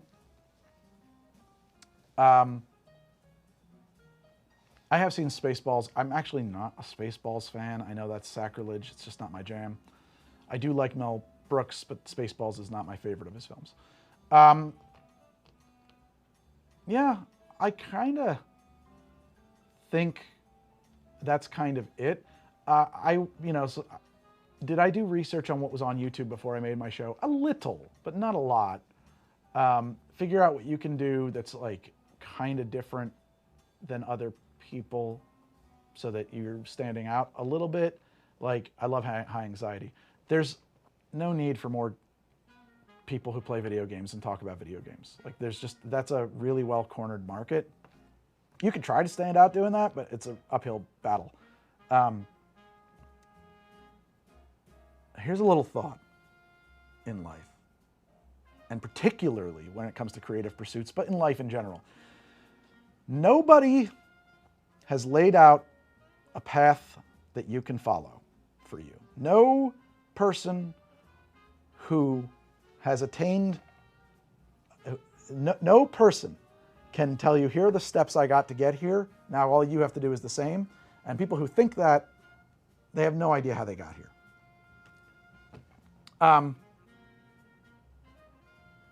And looking for a path that somebody else followed is a mistake. You need to chart your own course. You know, the era of like, the only place that comes from is like the mid-century era of the corporate world, where you could go get a job and work it and retire. And I posit that that was a one-time special event that happened because the entire world had a huge die-off and there were just fewer people on the planet, much like how after the Black Death, there was a huge change in standards of living for people. Horrifying as that sounds.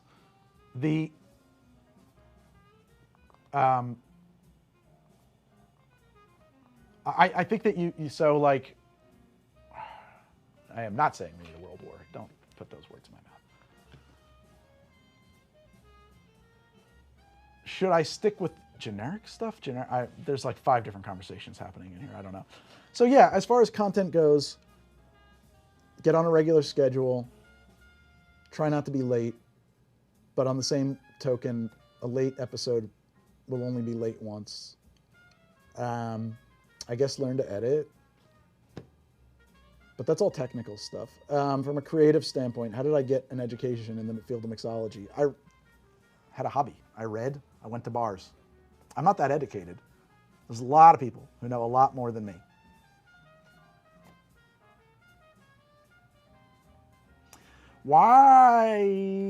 Because there wasn't, why do you think that didn't happen with the great die-off during COVID? I don't think there was a great die-off, really. I think a lot of people died, but I don't think you're talking about anything close to like I don't know, I haven't looked at the numbers, but World War II, which wasn't anything close to the Black Death. What I've been loving most about recent Out of Drinks episodes is how Greg weaves in timeless wisdom with such effortless relatability and humor. You know why I'm starting to do that? I'm fucking tired. I'm so tired of having to come up with a reason to do 5 drinks or 3 drinks in an episode, even though I did shoot one of those last night. It's exhausting. It's exhausting. And thankfully, 1% mortality rate is pretty high, actually, though. Like, that's very high, in fact, I think. I'm not an epidemiologist, but we're not going to debate the pandemic now. David Lynch. I can't tell if David Lynch is a David Lynch parody. That's my thoughts on David Lynch. So, whenever anybody says that 1% isn't a lot, I always say, if you were in a room with 100 people and someone walked in with a gun and said, I'm going to kill one of you, would you leave? I think you'd leave. Anyway,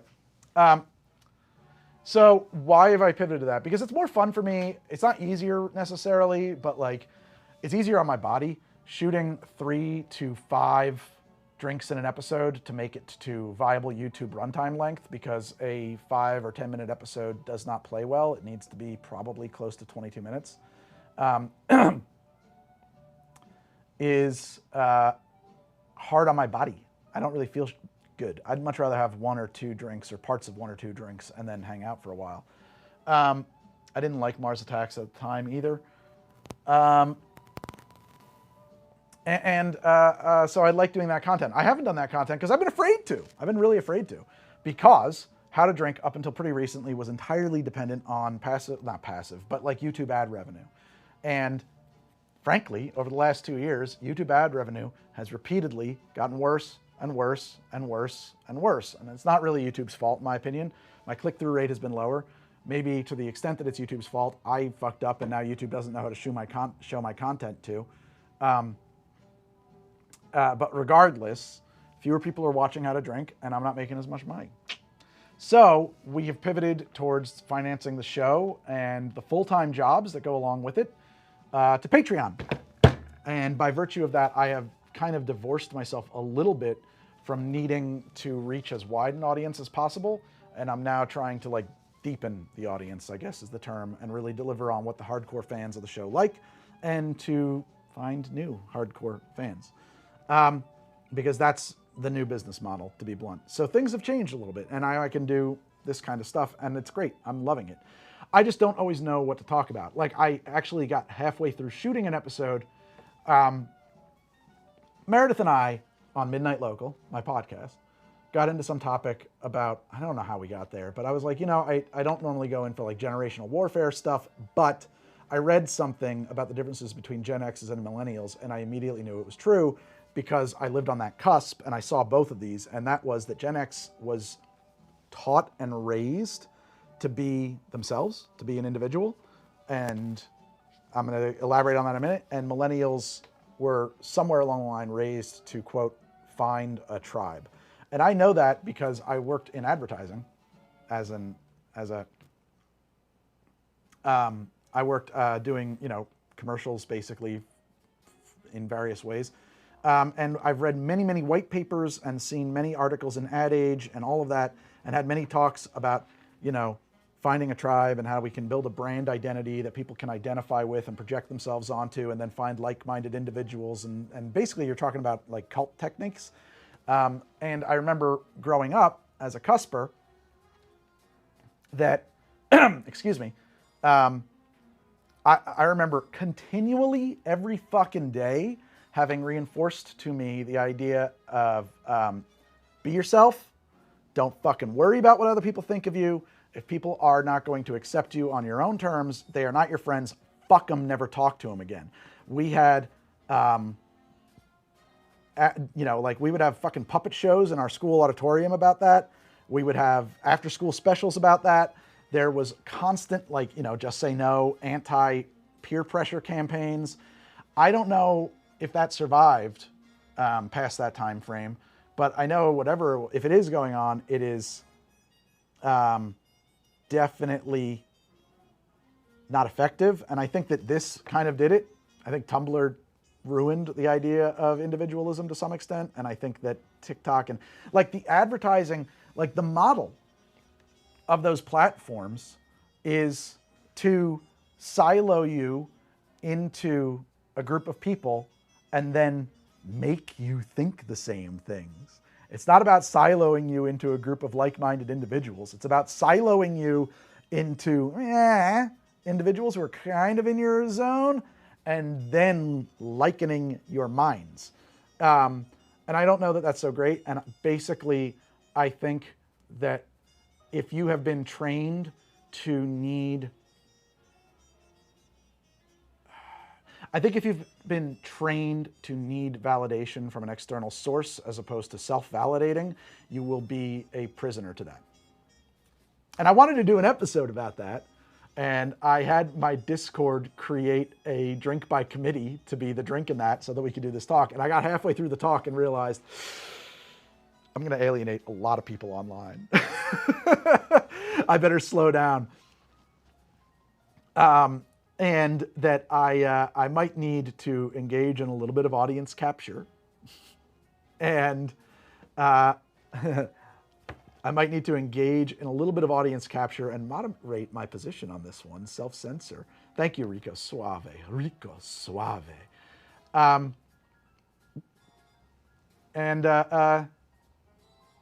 rethink how I'm going to approach that, because I don't want to piss off everybody and tell everybody that they're wrong. And I also came to the conclusion that despite people responding positively to this, I realized something about I've been approaching the internet wrong. Nobody actually wants to know what I think. They want to make sure that I think what they think. And I think that's true of the internet.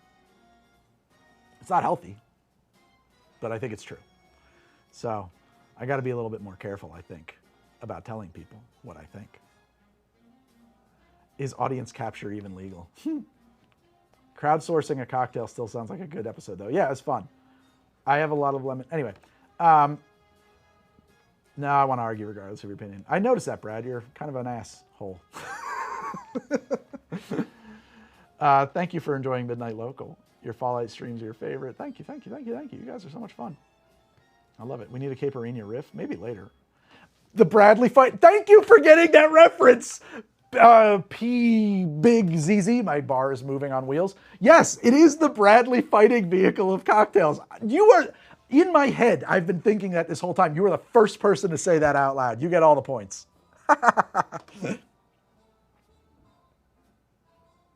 Is it possible to argue what is actually the correct thing, though? Because, of course, making your own opinions is great, but it can also be taxing. Being able to follow the crowd can also just reduce the stress. Yeah, I don't know. I don't know. I think you got to know how to pick your battles.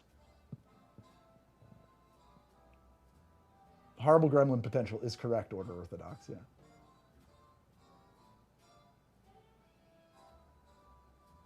Isn't that the whole idea of a parasocial relationship? Yes!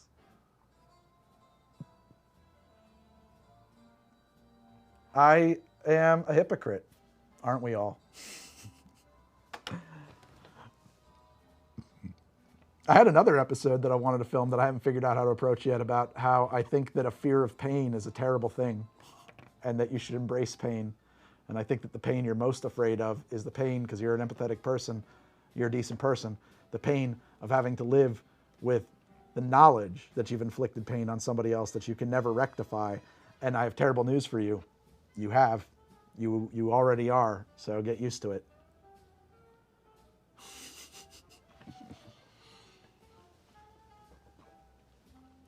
Isn't How to Drink going in a fun direction? Don't we love it? Do you think a fear of blood makes a fear of flesh? Yes. Actually, I created a variation on a... I made a variation on a painkiller for that episode that I call a bitter pill. And I'm really into it. It's a cool drink. Any episodes about parenthood? I don't know. I think all episodes are about parenthood, aren't they? Parenthood is everything, so. You can't be... No, I don't think that you're afraid that they're going to hunt you down. I think that you can't live with the knowledge that you've hurt people. It came from... So, it was a complicated thing. There was an article I read in the New York Times about why my generation isn't having as many kids. And it was... They posited that it was because of therapy culture. Because that the normal parent-child angst that exists for everybody had been pathologized into trauma and damage and, like, you know, all these other things had been turned into like a real attack. And then people had been encouraged to go like no content and break ties and yada yada. But like that's a standard deep down that people know they can't live up to. Like your parents are supposed to fucking hurt you, right? And the reality is you're gonna hurt your kids. And I think that the takeaway is that like people are so afraid of living with this ache in their heart that they've done some damage to some people that they're just not gonna live, that they're paralyzed by it, or they're lying to themselves that they're not hurting anybody. And in like, that's like, you know, I mean, if you ask people, they say it's because they can't afford to feed themselves, let alone kids. People say that, yeah, but like poor people have been raising kids for forever, so that's bullshit. I mean, I can understand feeling that way, but poor people can raise kids just as well as rich people can, right? Like that's real. Maybe not just as real, but you know what I'm saying.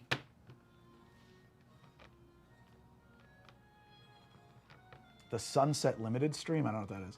So I think it's just that it's possible to not have kids now. Well, yeah, of course it is. But anyway, there's still a choosing, right? Like, anyway, I think it was a good article. I kind of sort of agree with the point. And all this pushback is why I kind of don't want to make that episode. I'm a little bit afraid. I'm a little bit afraid of pissing off the world and being hated. It's important to my financial bottom line that I don't piss off the world and be hated.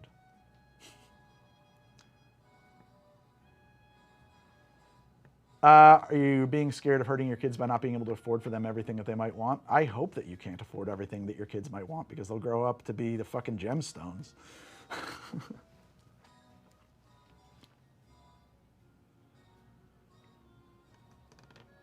The trolley problem doesn't exist. The trolley problem isn't real.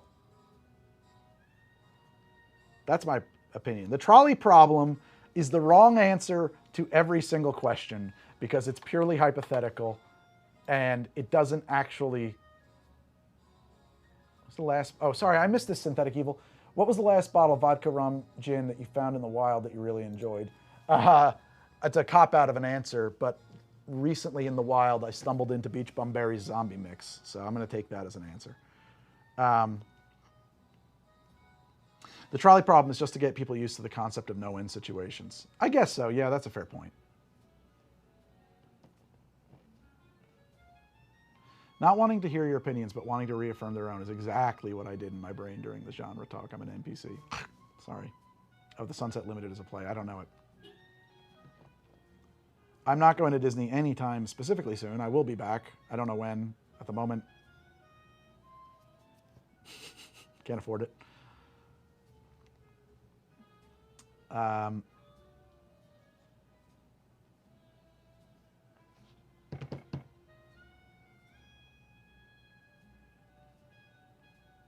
The trolley problem is a dilemma, not a problem. Yeah, but it's like not a real question, right? Like, figure this out. And it's like, I can't figure that out because nobody has to figure that out. That's not real.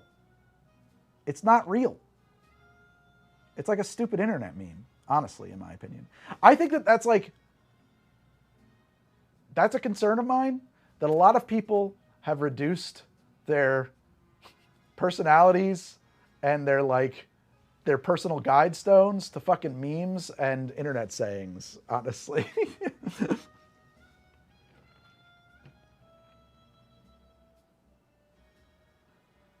The idea of the trolley problem is to help you interrogate your ethical philosophy.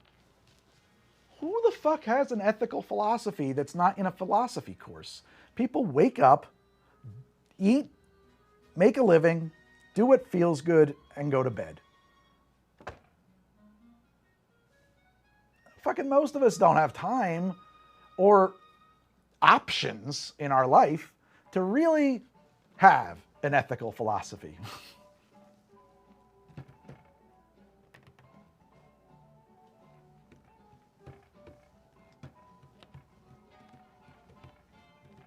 Ooh, what's my favorite metal alloy? Oh, bronze, for sure. Absolutely. All the way, bronze.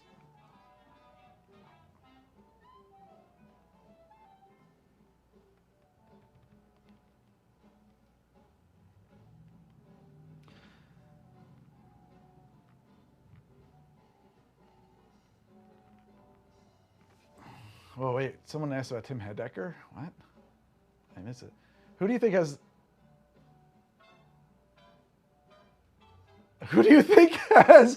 a consistent worldview, Immanuel Kant or Tim Heidecker? I don't know Tim Heidecker's or Immanuel Kant's worldviews, to be perfectly blunt. Honestly, I'm not that big on philosophy. My favorite kind of tea is either like a nice jasmine green or a... I was saying that about lunch, Eric Johnson. Oh, thank you, Sota! Sota! Sota! Fight fire with fire! Sorry, I don't know if you recognize that there is a song by Metallica that makes great references to Surtur, the demon of fire from... Anyway. Tim Heidecker is a great comedian. I don't know that he is. I don't have any opinions on Tim Heidecker. Is he? I guess he is. I should start my own drunk history series. I have some history stuff I want to do. If you have a consistent worldview, you're looking at an oversimplified model of the world. If you have a consistent worldview, you're looking at an oversimplified model of the world. Okay.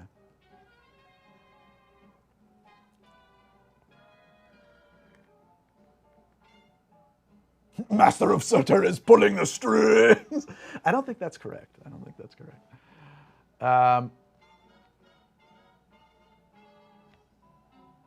Oh, because then I can talk about the sea peoples, but from a metallurgical standpoint, bronze can be melted down and reworked indefinitely without any loss. It's a really special thing. You can recast it over and over and over again. It won't rust. It polishes nicely. It feels good to touch bronze, I think.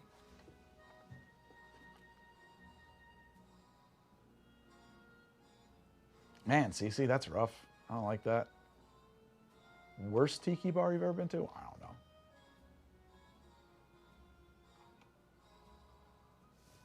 I gotta stop this. See this? I do this, and then my neck gets super sore. I gotta be more lax. I gotta let my shoulders drop down.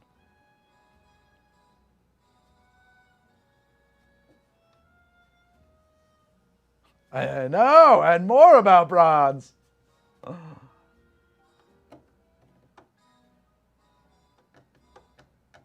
Sea peoples. Bronze Age D&D is like my favorite D&D.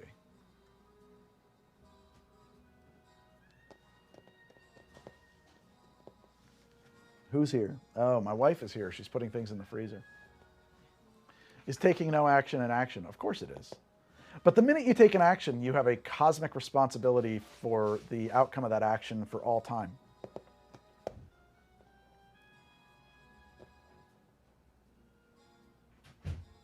The name Weimar came from the Nazis. I don't think that's true.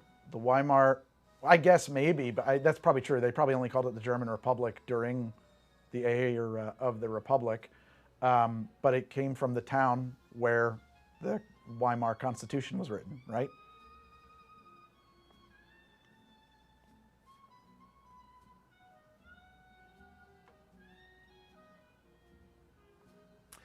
I did stumble into something that I think is a bit of meme history that I've seen catch on all over the place that I don't necessarily agree with.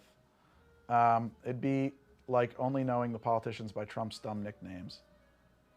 I guess. I don't know. I mean, you got to have a name for it to differentiate that particular moment in history, right?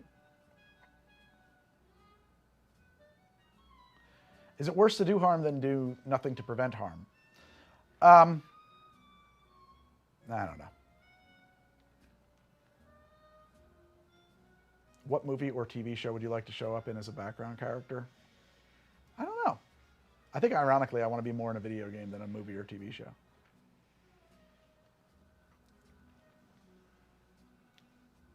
Okay, sorry about the rocket sirens. Philosophy. Cougar Town? I've never seen Cougar Town.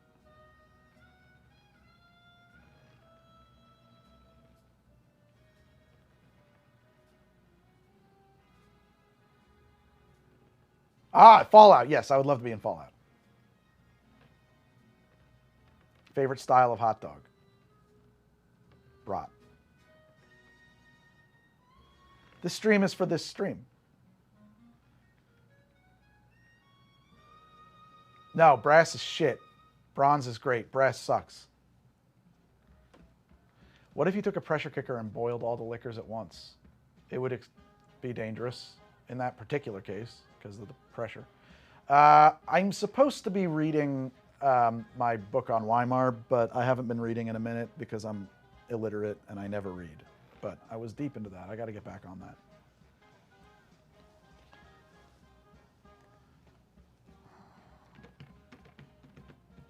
I don't know what low brass is. 4th edition is not my preferred edition of D&D.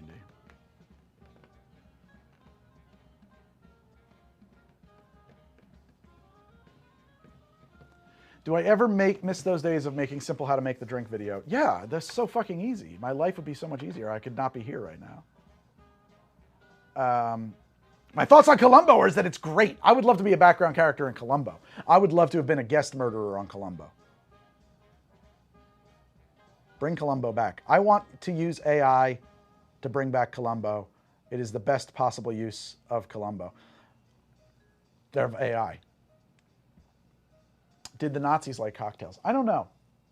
And I'm not going to bother to find out. Probably.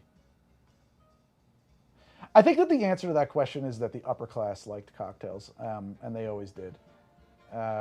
It was like not necessarily a poor person. Like, you know what I mean? Like, I'm sure that, you know, cocktails did not jive with good German values that were being sold, but I bet that, you know, at the fancy parties that, you know, SS officers were going to, there was plenty of cocktails, right? Oh, I'm making Curacao Punch for party night. My first drink from Imbibe. I choose Planetaray Original Darkroom instead of Appleton Estate. How bad did I mess up? Nah, I think you're fine. Poker Face is definitely heavily inspired by Columbo. You don't have to feel that. She's on the record about that. I would never play an Artificer. I hate Artificer. But I also think that Poker Face, as much as I love it, is an extremely pale imitation of Columbo. And this week's episode was probably the best of this season by far. But also, I liked season 1 better again.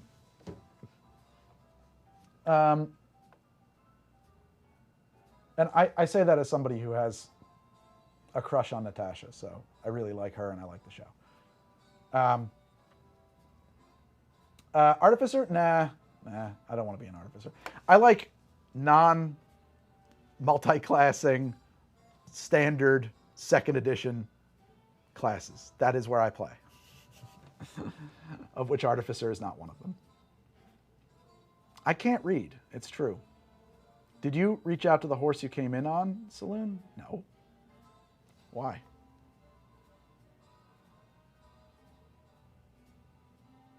A lot of saloons make the claim to have been around before, during, and after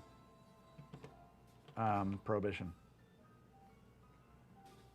The problem with Poker Face is that she spends too little time solving the crime. That's the problem. It's like, basically, there's a crime, and she shows up and says, that person did it, for most of season 2. Pretty much.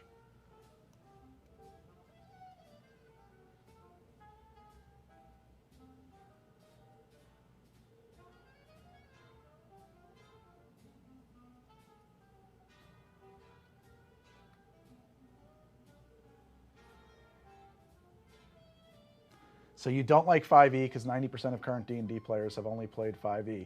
That's a really combative stance.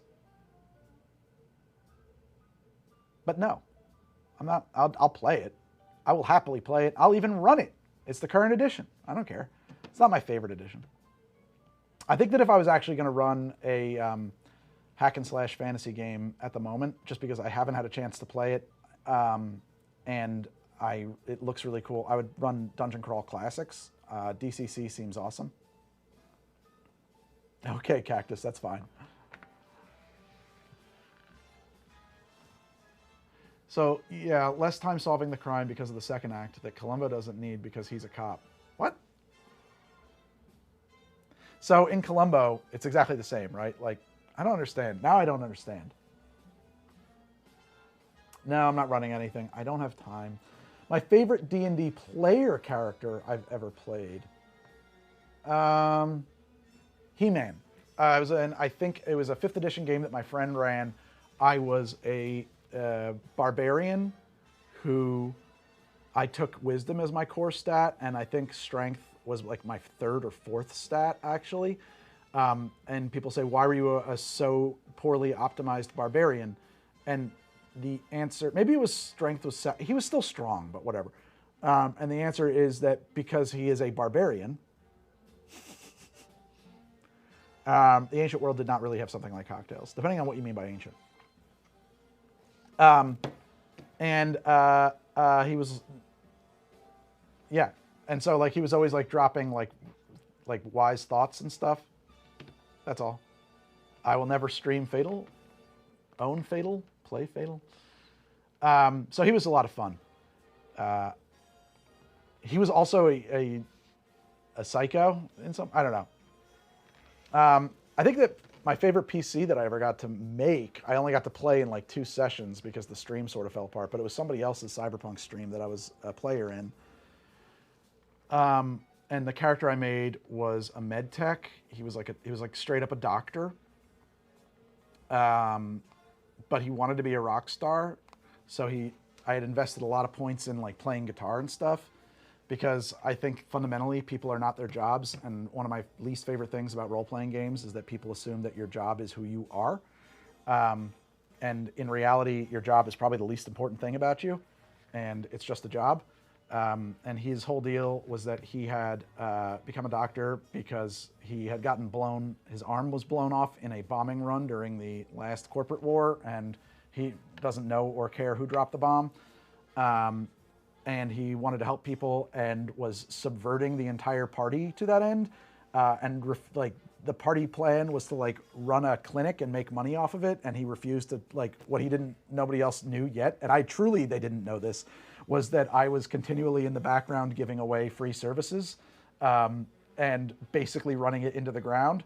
And furthermore, he never carried any bullets in his gun and refused to, and was like just as likely to like crawl under rocket fire to heal the bad guys as he was the good guys, and spent combat trying to amputate bionic limbs from dead people so that he could repurpose them for other people. And I don't think that the rest of the party, like we didn't play it long enough for the rest of the party to realize that this character was extremely disruptive.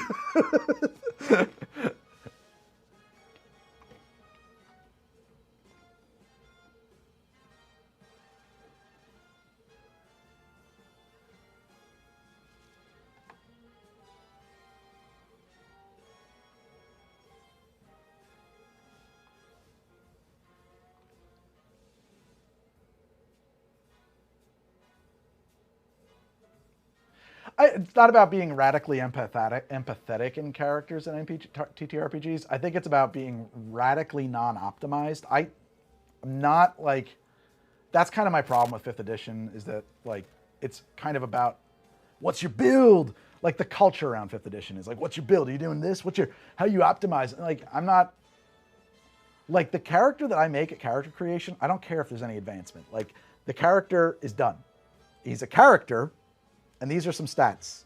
And I have just as much fun missing rolls as I do succeeding at them. Whether I'm playing D&D or whatever game, like it's all good. So it's just the way I play the game. I didn't used to, I don't think, like, you know, like I've kind of become that guy. And I have to say, I do not like what they call narrative role-playing games. I missed a super chat, shit. I'm not a fan of that format. I like simulationist games, but I'm fine with playing a simulationist game in a really non-optimized way. Let me see what I missed here. Viewer activity. Oh, have you made anything with Windsor Black Cherry? I have to confess, I don't know what Windsor Black Cherry is, but thank you so much, Scully.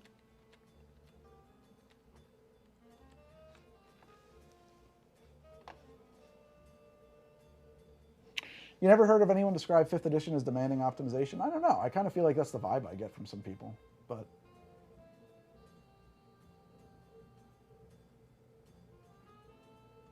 The problem with people so I often do win at D&D though, because I'm usually, like this is one of the, I don't know if you've noticed this, but I am both a ham and a large ego. I can be a problematic player. That's why I DM a lot. I assure you, at the end of the day, it's all about me. Let me show you guys something cool. I'm going to grab some bottles. Hold on. Let's get this. Let's get, I don't know, I'm just going to grab shit at random here.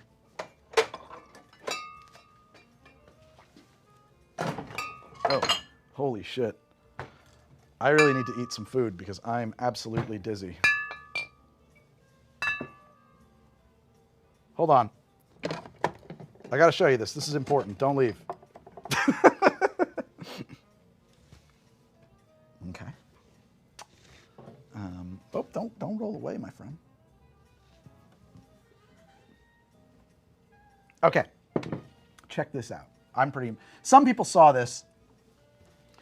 So, I don't know if you guys have heard this or not, but YouTube Revenue has, at least on How to Drink's terms, shit the bed. No longer can it operate the show. It's just fundamentally not possible for this to remain as a full-time job, and it is a full-time job to make a show like How to Drink. It's actually several full-time jobs. It's my full-time job. It's Meredith's full-time job. It is, we have a freelancer or two who edit the show. And like all of these people are dependent on the show. It is what we do for a living. However, with YouTube Revenue, what it is, it's no longer possible. And I've pivoted to the show being financed by Patreon. That's awful, I'm sorry. That seems like sarcasm, but that's okay. My point is that if you like the show, it's only possible through Patreon. And I have endeavored to make that as attractive to people as humanly possible. So over on our Patreon, we have our Discord, which is a private Discord that is really awesome. Some people in here have been talking about it. There's been some people in here some people in here have been talking about the Discord and how much fun it is and what a great thing it is. Some people have talked, sorry, I'm like really losing my train of thought. the Discord, you get behind the scenes content on the Patreon, you get exclusive like extra drinks sometimes, you get to hear me bitching about show development and my insights into show analytics and all of that stuff, right? I don't want to get into complaining about the platform. It's really not my problem. So it's not really an issue in many ways. But the main thing, if I can get back to home on this thing, that I've made that I think is the primary cool offering in our Patreon is the How to Drink app that I built. This is a web-based app. You can get it at htdapp.com. It is platform agnostic, and you just make it into a little app on your phone. You get access to it by being a member of my Patreon, and it has every drink from the show if you click the drinks button. And you can search by many, many criteria. At the moment, there are things already. Oh no, that's because the carousel format. I recently changed it to display in a carousel format. Oh, geez, I accidentally went back. It's got every drink from the show, every episode from the show, but the newest feature, which is still in testing, is the one I'm most excited about. We have a little camera here, and if I can, and I'm doing this the hardest way possible, take a picture of my ingredients. There we go. Yeah, I caught most of them, not one of them or something. Use that photo. It's gonna tell me what drinks I can make. Now, that is of limited usefulness because who needs that? Well, when you walk into a party and your friends have a bar card or something like that, you can snap a picture and instantly know what drinks are available to you. But the next phase of this is that I'm gonna give users an inventory system, and you'll be able to insert your ingredients and run your inventory off of a camera, which I'm very excited about. This feature is still in development, testing, so it's not all the way there yet, but it is happening. This is the shit that's going on in the HTD app, and you can see it told me that I can make a rum old fashioned or an El Presidente. I need to tweak some of the stuff about how it responds, because I think the answer should be broader than that. But you'll notice that like El Presidente has 6 versions. That's because I've made it 6 times on the show, and if I go in there, you can swipe through every version of the drink, every different way I've made it on the show. If that's interesting to you. And you can save your favorite as your favorite. There's tags, there's all kinds of stuff going on there. It's really cool. I'm very, very proud of that. I hope that it's one of the, if that's not, you know, if there's something else you want from the Patreon, let me know. And I'll see if I can make it possible. Yep, it recognizes this as grenadine. It would probably recognize grapefruit juice as grapefruit juice. When that inventory aspect is up and running, it'll be enough to make you subscribe. Good to know, Duke. It will be as soon as I feel like doing another coding bash week. I just haven't had a minute to like do that. Thank you so much, Raphael. And I'm always trying to make it better. And then furthermore, I just did this big research project where I'm trying to figure out what is the most popular cocktail in Prohibitions, right? Like the actual cocktails from Prohibition. And I did that by taking a whole shit ton, 60 plus books from Prohibition, and charting how many times each drink appears across the data set, and figuring that the stuff that people were writing about the most was the most popular drink. Well, that's made me think that I should build a secondary database alongside this that would contain that information. And so that might be down the road too. Anyway, guys, I will be back later today. I gotta go take a break, and when I come back, I'll be in the bar. I'm sorry, when I come back, I'll be in the lab. I got to do some stuff with my cherries because we're making preserved cocktail cherries. Today is a big monster stream day. I hope you guys are having fun. And I hope that if you have time, come on back. This will be great. You guys can try to get me to cancel myself again. It'll be a blast. I love you all. What's the drink? What drink? I don't know. I love you all. Thank you guys so much for making all of this possible. And do check out the Patreon if you like the show. I will see you soon. Very soon. Good night, or see you later. I'll be back. I'm going to be back in like an hour, I promise. So.